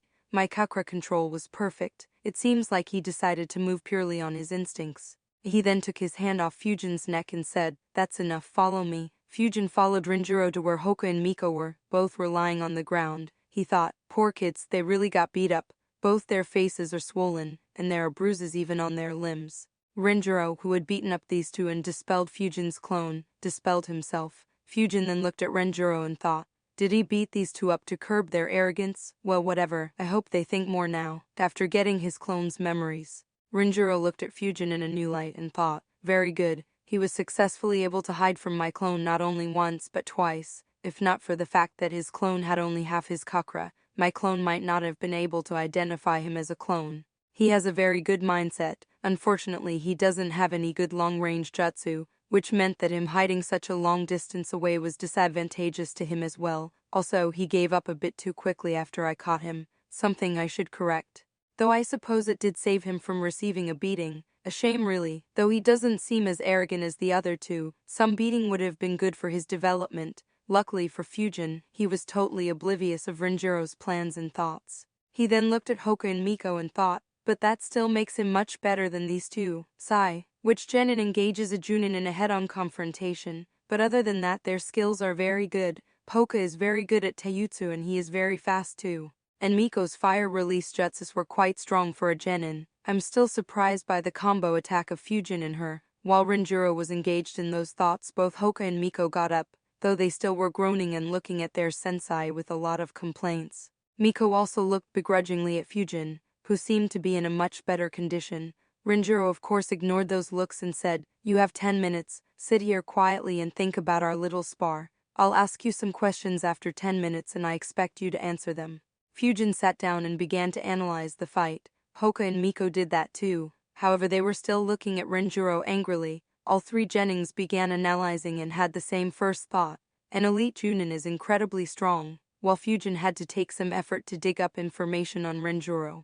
Hoka and Miko got it very easily from their parents. Rinjuro's exploits were common knowledge among the shinobi who fought in the Third Great Ninja War. That had made them a bit more respectful of Rinjuro. After the 10 minutes were up, Rinjuro asked, "The first question for you. When did I make a clone?" Fujin raised his hand and replied, "Most probably when you punched the ground and raised a dust cover." Miko, who was thinking hard, replied, "Yes, I don't think there was any other opportunity for you to make a clone." Fujin could sense anger in her voice due to being beaten up. Hoka was still confused though. He asked, "But sensei, why couldn't my Baikaguan see you?" Rinjuro replied, "There are ways to hide even from the Baikaguan. Take this as a lesson that just because you don't see it doesn't mean you can relax and put your guard down."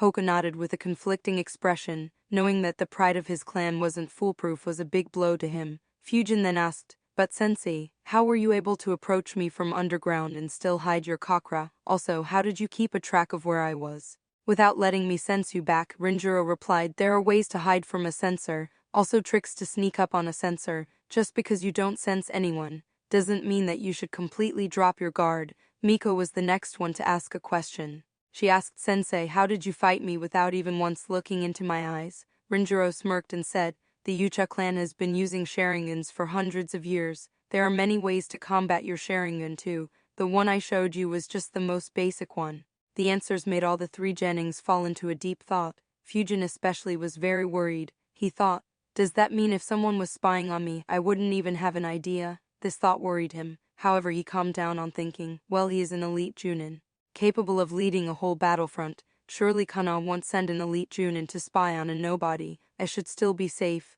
Rinjuro cut the thoughts of his students and said, "Now all three of you will think and tell me why you lost, and tell me how you could have performed better."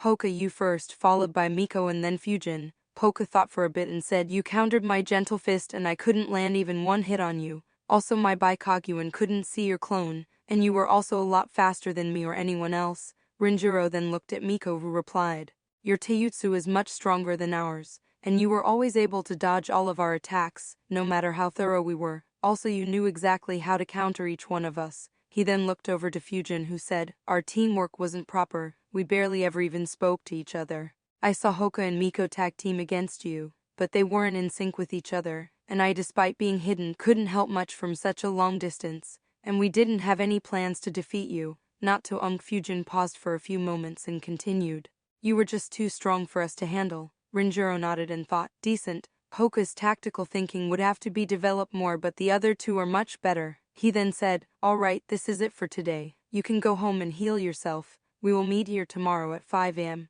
You have one assignment for tomorrow. Write down your daily routine and bring it tomorrow. And Fujin, stay here. Hoka, Miko, you two can leave." On getting the permission to leave, they said goodbyes and left. Fujin did have to suppress his urge to laugh as they both were walking very weirdly. Though that urge went away very quickly as he had a horrifying thought. Wait, I was the only one not beaten up, so he didn't make me wait. He quickly got rid of that thought. No way, he's a reputed commander from a great ninja war. He won't be so petty. He screamed internally, where the fuck are those human rights activists? Also, why the fuck didn't that old monkey make laws to prevent child abuse despite warming the Hokage seat for decades? Fujin kept seeing his teammates walk away in a weird manner, while desperately hoping that his thoughts won't ever come true. Chapter 38, Light Morning Workout.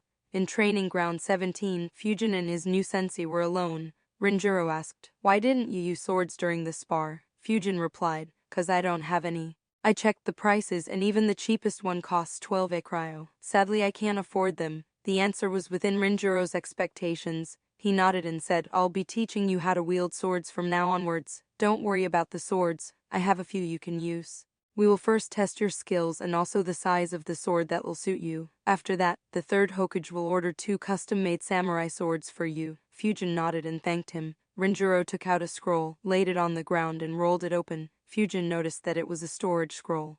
And looking at the number of storage seals, he probably was the one who made it. Rinjuro made a hand sign and 12 swords appeared on the scroll. Fujin picked up 2, which were very similar in size to the ones he already used, and said, "Sensei, the ones I used in the academy were of this size." Rinjuro replied, "All right, we'll start with these then. Let's have another spar. I want to see how good your sword skills are." Fujin and Rinjuro then sparred to compare their sword skills. While sparring, both had different thoughts. Fujin was happy that his sensei wasn't the same monster he was earlier. Rinjuro, on the other hand, had mixed feelings about Fujin's swordsmanship. he thought. This kid's basics are extremely solid, especially considering that he has only trained with swords for less than a year. However, apart from the basics, he has nothing at all. There's no style to his swordplay. It's just a simple straightforward attack and defense. While he has been attacking and defending well, it's only due to him leveraging his speed and strength. If I were to increase my speed and strength to match his, he most probably won't even last 5 seconds. The spar continued for a few minutes more before Renjiro halted it. He concluded, he's like an unpolished jade. Not having any other styles means that he doesn't have any bad habits. While in the long run it may be disadvantageous, but for practicing just one style, this would be very convenient. Of course, since he hasn't practiced any styles yet, I can't say how fast or slow he will be at learning the samurai saber techniques. Renjiro then suddenly increased his speed to match Fujin's and skillfully hit both his swords consecutively to create an opening, and then placed the tip of his sword very close to Fujin's throat. He said, "All right, that's enough. I'll teach you some new forms." He then displayed a few forms for Fujin and asked him to copy and practice them. The training continued for 3 hours, after which Renjiro dismissed Fujin. After dismissing Fujin, Renjiro reported to Hiruzna. On entering his office, Hiruzna asked him, "So how were the kids?" Renjiro replied, "Very promising, old man. They are much stronger than an average genin. Hoka is already at Chunin level in terms of taijutsu, and Miko is the same in terms of ninjutsu, though her chakra reserves need to increase. Fujin's ninjutsu isn't bad either, though his ninjutsu was weaker than Miko's. He was more skillful with them, and his chakra reserves are higher than hers. The most surprising thing is that his tactical thinking is already on par with someone who has gone through many missions. And even though they didn't actively strategize, they were smart enough to take advantage of the openings provided by their other teammates. Even if I had conducted a test, they would have easily passed it to become genins." Hiruzna nodded in thought, just as their results indicate. Though Fujin's tactical prowess is surprising to hear, I guess that is why he was able to easily rank first in the written exams. He then asked, "What about Fujin's sword skills?" Renjiro shook his head and said, "I can't say yet. His basics are good, but whether he can learn further or not depends on his talent and the effort he puts in." Hiruzna replied, "All right, I'll leave it to you," and dismissed him. Next day, Fujin got up at 4:1 a.m. and thought, "I thought waking up at 5 a.m. was too early. Now this guy asks us to gather there at 5 a.m., not to mention that training ground is over 15 fucking kilometers from my home. Sigh, whatever. I guess I'll get a good morning run at least. Not sure if his training will be as intense as my morning workouts, so I could increase the pressure applied by the seal on my body during that run." Fujin reached the training grounds just before 5 a.m. and saw that both his teammates were already there. He wished them good morning and waited for Renjiro. Renjiro appeared right at 5 a.m. and said, "Morning." The kids wished him back. Renjiro began by saying, "From today onwards, we'll meet here daily at 5 a.m. Our mornings will begin with rigorous physical training." He then looked at Miko and said, "Fujin's and Hoka's physiques are very well developed. However, Miko, you don't have any seals on your body to help build your physical strength, do you?" Miko shook her head. Renjiro said, "Today you'll ask your parents to get that seal for you. And get the seal before this week ends." Miko nodded and said, "Yes, sensei." He then looked at Hoka and Fujin and asked, "How much maximum pressure can your seals apply?" Hoka replied, "Maximum, it can apply 125 kg weight." Fujin replied, "Mine can apply a maximum weight of 250 kg. Hoka looked at Fujin with a bit of jealousy as his seal was better. Renjiro then asked, "All right, and how much % of the pressure do you two use?" Hoka replied, 30%, and Fujin replied, 13 to 5%. On hearing Hoka's reply, Fujin sighed internally. No wonder he can keep up so easily with me. Whereas Hoka's mood cheered up as he thought, even though his seal is better, I apply more pressure on my body. Miko, on the other hand, was upset and annoyed, thinking, no wonder these two move so fast. Why didn't anyone ever tell me about this method to get stronger? Renjiro thought, really impressive. It seems that I can make their physical training more rigorous than I had planned. He said, "All right, let's begin with our training," and Team 3 began their first training session under their new sensei. Everyone was very enthusiastic. Getting personally trained by an elite Junin would be really helpful. No matter what their dreams were, becoming an elite Junin would be the minimum requirement for them to reach. Only after that could they think of making their dreams a reality. In the first 30 minutes, all three were very energetic. In the next 30 minutes, their enthusiasm died down. After 1 hour, Miko could barely keep up with the training. Even an aloof Hoka could clearly notice that she was trying her hardest to hold back her tears. Hoka could still keep up and was the only one looking forward to the next 3 hours. Fujin could keep up too, but he had a very bad feeling. After 2 hours, Fujin was badly regretting the decision he made in the morning. He thought, which fucking demon put the thoughts of turning up the pressure of the seal to fucking 25% for the morning run to this training ground? When the training finally ended at 9 am, Hoka and Fujin dropped to the ground. They could barely even move any muscle. Miko had already dropped unconscious some time earlier. Neither Fujin nor Hoka were aware when exactly, but Rinjiro picked her up and laid her under a tree. Fujin would have screamed for child protection laws, but he was too tired to even think about it. He noticed that Miko got up a few minutes after the training ended, and that felt very fishy for some reason. Looking at that sight, Rinjiro chuckled internally. He said, "No need to overreact so much. It was merely a light morning workout. Now get up and move under that tree." They both barely got up and wobbled somehow to those trees and sat there while resting their backs on the trunk of the tree. Rinjiro then tossed a couple of ration bars and a water bottle to all three and said, "You can rest here for the next hour, eat those ration bars and hydrate yourself, preferably after half an hour. I'll meet you here again at 10. He then flickered away. As soon as he left, both Fujin and Hoka slid down and began sleeping. This pissed Miko, who said loudly, "Wake up you two. We can't sleep all day." That woke the two of them up. Hoka dismissively replied, "We didn't sleep for over an hour during the workout." Fujin continued in the same tone, "Yeah, wake us up after 30-40 minutes, and they both went back to sleep." Miko was very annoyed and made some noise, but both were too tired to respond to her antics and just ignored her. After around half an hour, Miko woke them both up. As soon as they woke up, they ate the ration bars and emptied the water bottle. The short nap brought their energy levels up, but didn't do much to stop the muscle ache all over the body. Fujin sighed and said, "I think every single muscle in my body is aching." Hoka replied, "Yeah, same here. I don't think it's gonna stop anytime soon." Fujin replied, "Especially if this has to be done every morning." That sentence scared both Hoka and Miko. Miko asked, "No way, right? Unlike you two, I didn't even last the whole workout. How will we do this daily?" Fujin chuckled internally and thought, "Poor girl, she's totally freaked out. Ha ha ha, still this unk. I was upset at not getting a chance to meet Guy and hence not having any opportunity to learn from him. But with this, I don't think it was such a bad thing to not meet him. As insane as this workout was, Guy probably still beats this by a long distance. Otherwise there's no way he'd learn the 8 inner gates all the way to the 8th gate." Hoka tried to console Miko and said, "Don't worry, I have been doing such physical workouts for years. After some time our body will get used to it, and the results will be worth it."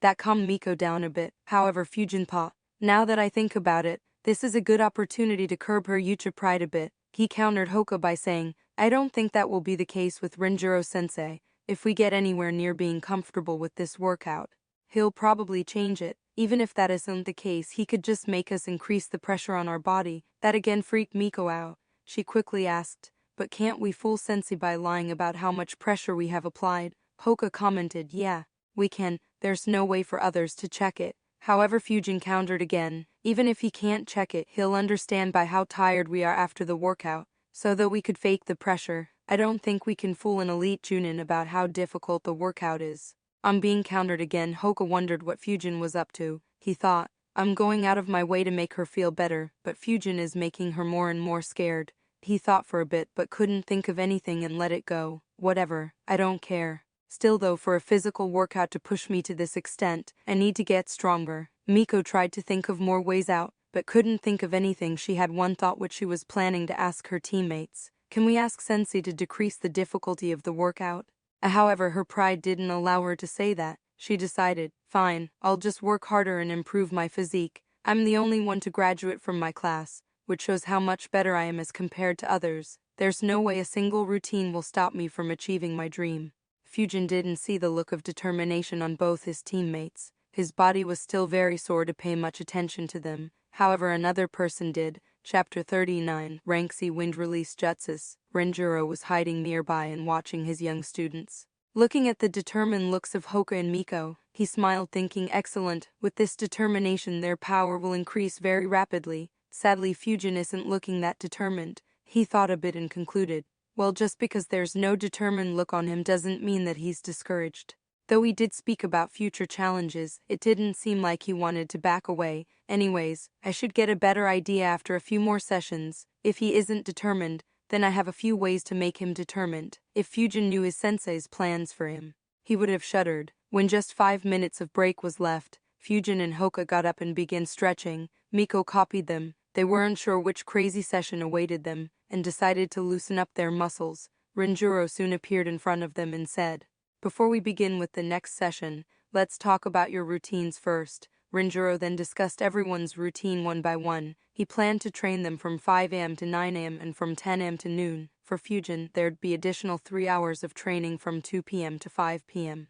He modified everyone's routines to fit his own training plans. He also recommended everyone their diets, and that involved a lot of ration bars. Renjiro recommended them to eat one at 4:15 a.m., two at 9:30 a.m., and another one or two during lunch. He explained that ration bars were created for ninjas who would be on very long missions away from Konoha. So they have absolutely everything necessary that a ninja must consume. Apart from that, food items rich in proteins were recommended by him. Fujin groaned a bit at his schedule. He thought, no freaking way. Since when did Junin-sensei begin spending so much time to train their genins? Heck, apart from Kakashi teaching Sasuke Chidori and Guy teaching Lee, I don't think any of the remaining 10 were taught anything significant at all by their sensei. With him practically taking my whole day, I won't have any time to keep practicing Fuinjutsu or learn any new ninjutsu. I am not sure if the trade-off is worth it. He thought a bit more inside. I don't really have a say here. I really hope that the trade-off is worth it. Renjiro began the next training session. Considering how tired his students were, Renjiro decided to let them have it easy.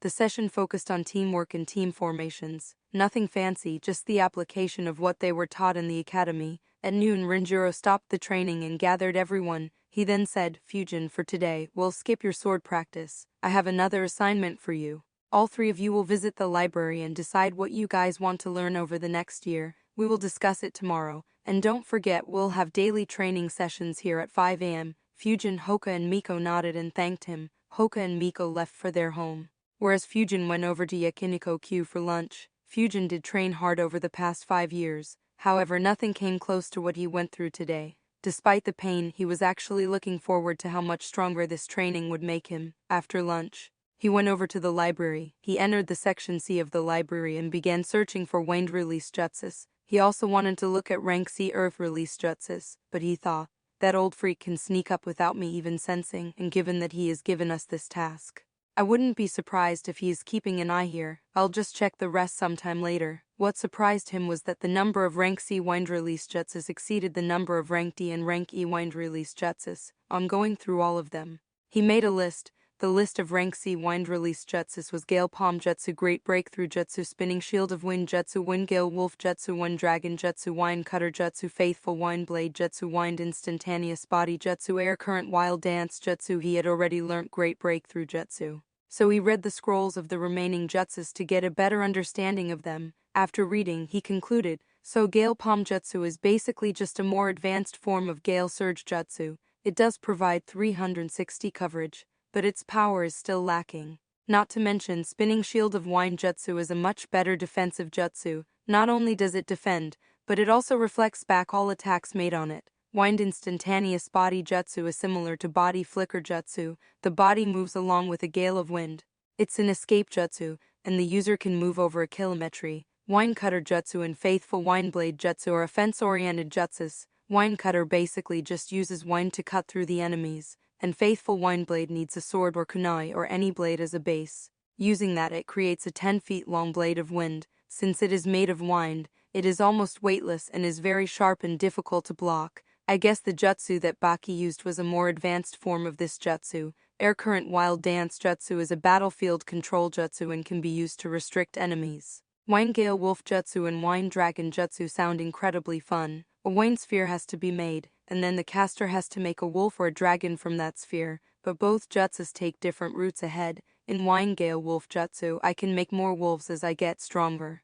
Whereas in Wind Dragon Jutsu, the dragon can shoot out Wind Explosion Jutsu. He began analyzing. Once again, these jutsus are very interesting. Most of these jutsus aren't restricted by their ranks, and can perform even as good as in rank S jutsu if the caster is strong enough and has mastered these jutsus to their limits. In fact, Spinning Shield of Wind Jutsu, Wind Gale Wolf Jutsu and Wind Dragon Jutsu are classified as rank Cs, depending on how strong their user is. At rank C, Spinning Shield of Wind can only deflect weapons back, but as it is made stronger it can reflect low-level ninjutsu back. and at its peak, it is said to be able to reflect even rank jutsus back. For Wind Gale Wolf Jutsu, it's about the number of wolves that can be formed. At rank C, only one can be formed, but at rank S, the caster can make hundreds of these wolves, something that will be incredibly useful against an army. For Wind Dragon Jutsu, it's about the size of the dragon and the number of wind explosion jutsus it can spit out. According to the scroll, someone with large amounts of chakra and excellent chakra control could make a dragon that is over a kilometer long and can shoot out hundreds of wind explosion jutsus. Even though the other jutsus aren't stated to be able to reach such a level, I can imagine them to be much stronger. For instance, for Faithful Windblade Jutsu, the size of the wind blade could be extended even further, or it could be made much sharper. Similarly, Wind Instantaneous Body Jutsu could probably be used to move tens of kilometers away. He then calmed himself and thought, the only issue is, why haven't I heard about anyone using these jutsus? Even if these jutsus have that potential, if no one can reach it, then there must be some issue. He analyzed for a few minutes and concluded, I guess using my memories about Naruto is very unreliable. Also, it is very likely that Wind Affinity ninjas in Konoha do practice these jutsus, just that I'm not aware of them. Not surprising, but I do want to know if there was even one character in the past who used these jutsus to their full potential. He noticed, I lost my focus. Let me first decide which jutsus to learn. After analyzing, he decided, I will learn Spinning Shield of Wind Jutsu, Wind Gale Wolf Jutsu, Wind Dragon Jutsu, Faithful Windblade Jutsu, and Wind Instantaneous Body Jutsu. I don't need the battlefield control that Air Current Wild Dance Jutsu provides currently, and for defense, Escaping into the Ground and Spinning Shield of Wind Jutsu are better options than Gale Palm Jutsu. Wind Cutter Jutsu could have been useful, but I have another idea. While analyzing the jutsus, Fujin noticed two peculiarities. His thoughts were, wouldn't Faithful Windblade Jutsu be a better option than Chakra Flow? It makes me wonder if instead of sending a slash of Chakra, I could use this to send a slash of wind in Samurai Saber techniques. Also, can this be used in conjunction with Chakra Flow? The others are Wind Dragon Jutsu and Wind Gale Wolf Jutsu. The starting point of both of these jutsus is the same. So can I create wolves that shoot out wind explosion jutsu, or can I create multiple dragons? These ideas intrigued him a lot. He decided to experiment with them when he was strong enough to do so. After deciding the jutsus to learn, Fujin thought, alright, decision made. Now I'll dig up this entire library to see if anyone ever used these jutsus to their limits or not. He got up to keep the scrolls back. On getting up, he noticed, Miko's here, I didn't even notice. He then tried to sense and noticed, oh, Hoka is here too, and he is in Section D, Chapter 40's, Second Kaizukage. Both Hoka and Miko had arrived in the library sometime after Fujin. Unlike Fujin, they had guidance from their ninja parents. As they were talented enough, they were also guided by their respective clan elders, so they hadn't visited the village's library before, as all their jutsus were directly taught to them. However, this time, respecting Renjuro's wishes, the elders allowed these kids to go and research in the village library. Of course, they would discuss Miko and Hoka's plans with them before they talked to Renjuro. Hoka was reading the scroll on Body Flicker Jutsu in Section D. He thought, sigh, the library is full of ninjutsu. I tried reading scrolls on taijutsu, but they suck. Nothing comes close to our gentle fist style. Sigh, I don't want to waste my time on ninjutsu. I'll just tell Sensei that I will learn Body Flicker Jutsu. It was very cool when Fujin just blitzed everywhere. Also, if my enemy knows this jutsu, I won't be able to even touch him, though father would probably still yell on me. Couldn't they get that I want to focus only on taijutsu? Miko, on the other hand, had directly arrived in Section C and began looking for more fire release jutsus. She thought, why did my father make me search through jutsus here? Couldn't they just teach me stronger jutsus? However, while searching, she found something that surprised her. She thought, Fire Release 4, why is this jutsu in Section C? Shouldn't it be a rank B jutsu and Fire Release 5 jutsu be a rank A jutsu? She took the scroll and began reading it. On reading it, she was very satisfied. She thought, finally, this jutsu finally has some power behind it. The Fire Release 4 jutsu was similar to Fire Release 2 jutsu, point two fingers and release a heat ray.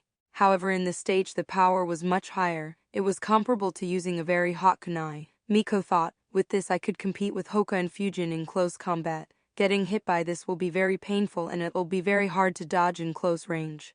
Though I don't like to admit it, both of them are much stronger than me physically, and Hoka's gentle fist style is difficult to counter despite having Sharingan. With this jutsu, I could become as strong as them in close combat, and I am already superior to them in ranged combat. She then looked for other jutsus, and decided to learn Flame Sphere Jutsu and Fireproof Jutsu, thinking, I don't have any defensive jutsus, so these might be a bit useful. Fujin ignored his teammates and began his search with the Kazukages. He wasn't aware much about the Kazukages. He thought, the syllabus didn't focus much on the past Kazukages. In fact, they didn't talk about which jutsus were used by any foreign Kage. I do recall Gaara, his father, in the third Kazukage. However, not much was shown. Gaara manipulated sand, Rasa manipulated gold, and his predecessor manipulated iron. And all their combat was based around that. I hope the first and second aren't the same. Also, it isn't probable for third and fourth Kazukages to not know anything else. It took him a while to gather all the data on the three Kazukages. He had already read about Rasa in the bingo book. Sadly, the bingo book didn't maintain information on the dead. After almost 2 hours of going through various scrolls and trying to summarize it, Fujin understood. I see, so the first Kazukage was a user of magnet release Keki Genkai. He was the one who created Sunagakure. And unlike Hashirama, he did it with an iron fist. Many tribes and clans in the vicinity were forced to join in or evacuate. It seems like he wanted to keep the position of Kazukage within his clan, as he had announced his second son as his successor. Sadly for him, Tabarama killed all 3 of his sons in a clash in the first war, and later on he was killed by the second Chichikal's dust release in the same war. Not having anyone strong enough in the clan, they had to appoint a student of the first Kazukage as the second Kazukage.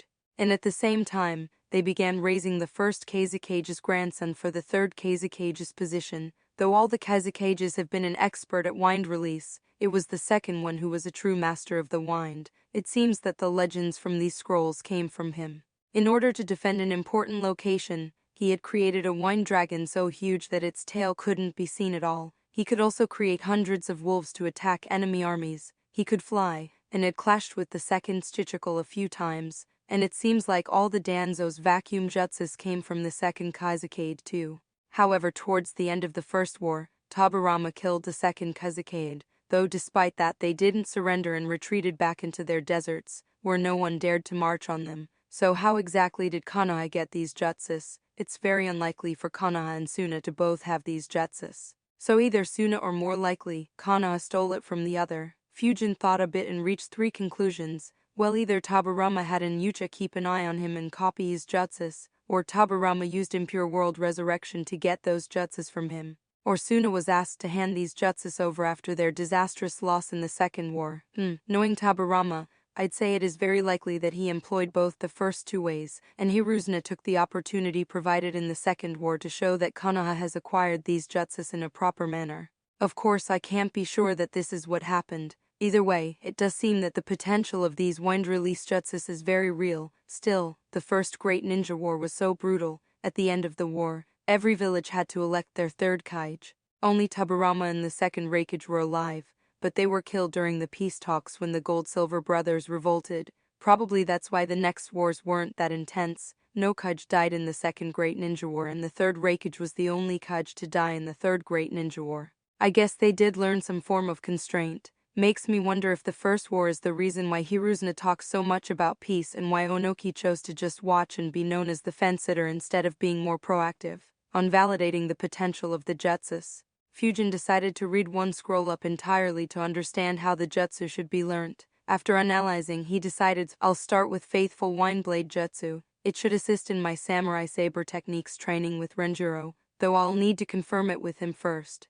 Miko and Hoka had already left the library when Fujin was searching for information on the Kazukages. When Hoka reached home, his father asked, So what have you decided to learn? Hoka put up a very serious face and said, Father, I have decided to learn Body Flicker Jutsu. And then he paused. His father kept waiting to hear his son's further plans, but Hoka didn't speak. He asked, and Hoka showed a confused expression and asked, and what? He impatiently asked, What will you learn in addition to Body Flicker Jutsu? Hoka again put up a very serious face and said, I'll learn more Taijutsu. This statement finally broke his father's stoic expression and got Hoka a punch right on his head. He then dragged his son to his clan's library to pick out more jutsus for him. A similar scenario took place at Miko's home. Her parents were happy with her choice to learn Fire Release 4 jutsu. But for the rest, her mother told her, those 2 jutsus don't provide much defense. Flame Sphere will at best help you defend against one attack, and Fireproof Jutsus will only make you immune to Fire Release Jutsus. Actually, Fire Element doesn't provide a good defense. Why don't you learn earth or water release jutsus for defense? Miko thought about what her parents said and agreed. She said, all right, but I also want to learn flame sphere and fireproof. Knowing their daughter's talent, her parents agreed. They then went to the Yucha library to pick more jutsus.